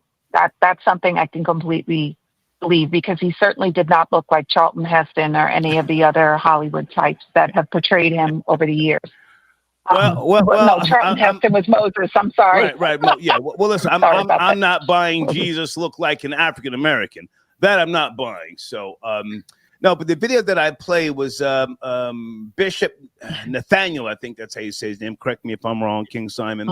He's an Israelite, and they were over in Kenya preaching that Jesus was black, and hundreds of Kenyans started stoning them with rocks. They didn't want to hear it, and so that's what we're exploring. Was Jesus of Nazareth really a black man? I played the video earlier. No, I'll check out the video later. Is it in the community section? I'm gonna play it again, actually. Okay. In a minute, yeah. But we're also talking. I just wanted to chime in. I'm sorry. Go ahead. No, go ahead. I just wanted to chime in on the last caller's commentary, in which he asserted that perhaps Jesus was engaged in pedophilia, which is preposterous. And I'd like to know where his sources are from. I realize that he was entertaining a lot as far as Greek philosophy and Greek history is concerned. But I remember you mentioning you mentioned a short while ago something about NAMBLA. Well, hold on a second. King Simon, what is the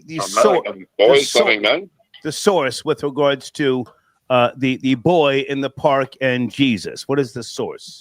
Mark 14, 51 through 20 to 52. But again, I think you gotta read the whole context before you get there. But Mark 14.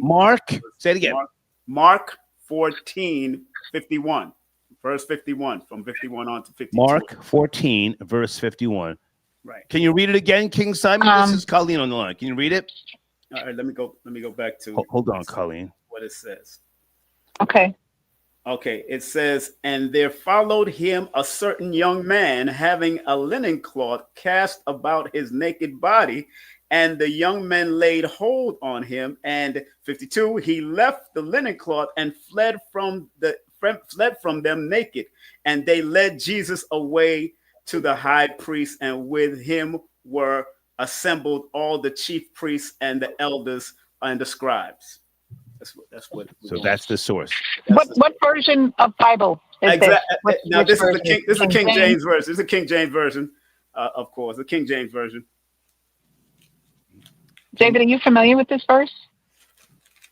David, Colleen's still on the line? She's talking, David. No, I'm not familiar with that verse. Yeah, from the American Bible Society. You're not familiar with the verse at all?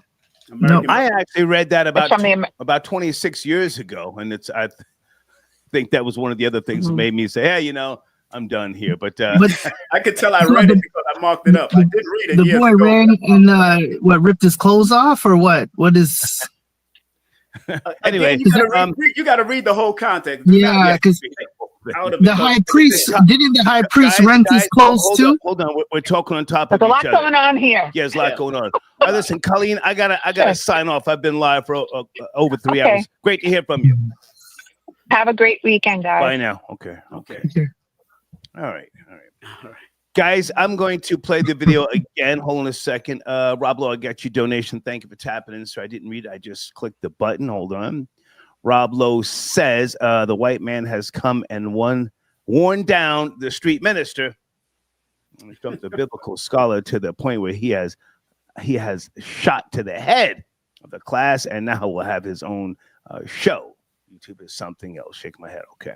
All right. Okay. Thank you, Rob Lowe. Guys, are we done here? Anybody else want to add anything, or do I take one last call? Whatever you want to do. It's your story. One last call. Area code 347. Please watch the language. You are my last caller. 347, are you there? You are the Okay, they hung up. All right. King Simon, good to talk to you, sir. David, good to talk to you. Dave, when are you posting a new video on your platform? I'm gonna do another podcast probably next week. Okay. So I'll be talking about some different topics. We'll be talking about the current inflation and the economy, and I'm gonna relate that to some biblical concepts like famine, pestilence, and the sword, and where we're at currently in world history. Okay. Keep us posted on Jesus and the boy, you know. All that sort of jazz. Okay. I'll look into it. Good to talk to you guys. Take care, King Simon. Yeah. Take care. Thank you. Take care, King Simon. Take care, Dave. Everyone. Thank you.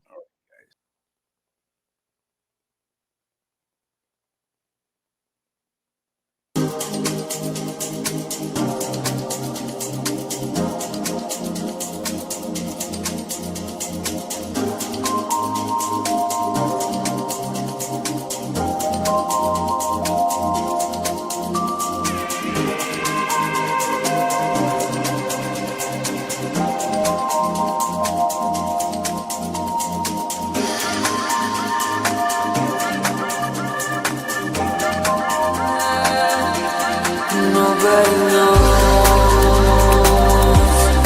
I'm on the brink of something. My heart's gonna go. All the colors exploding. Nobody knows I'm on the brink of something. My heart's gonna go. All the colors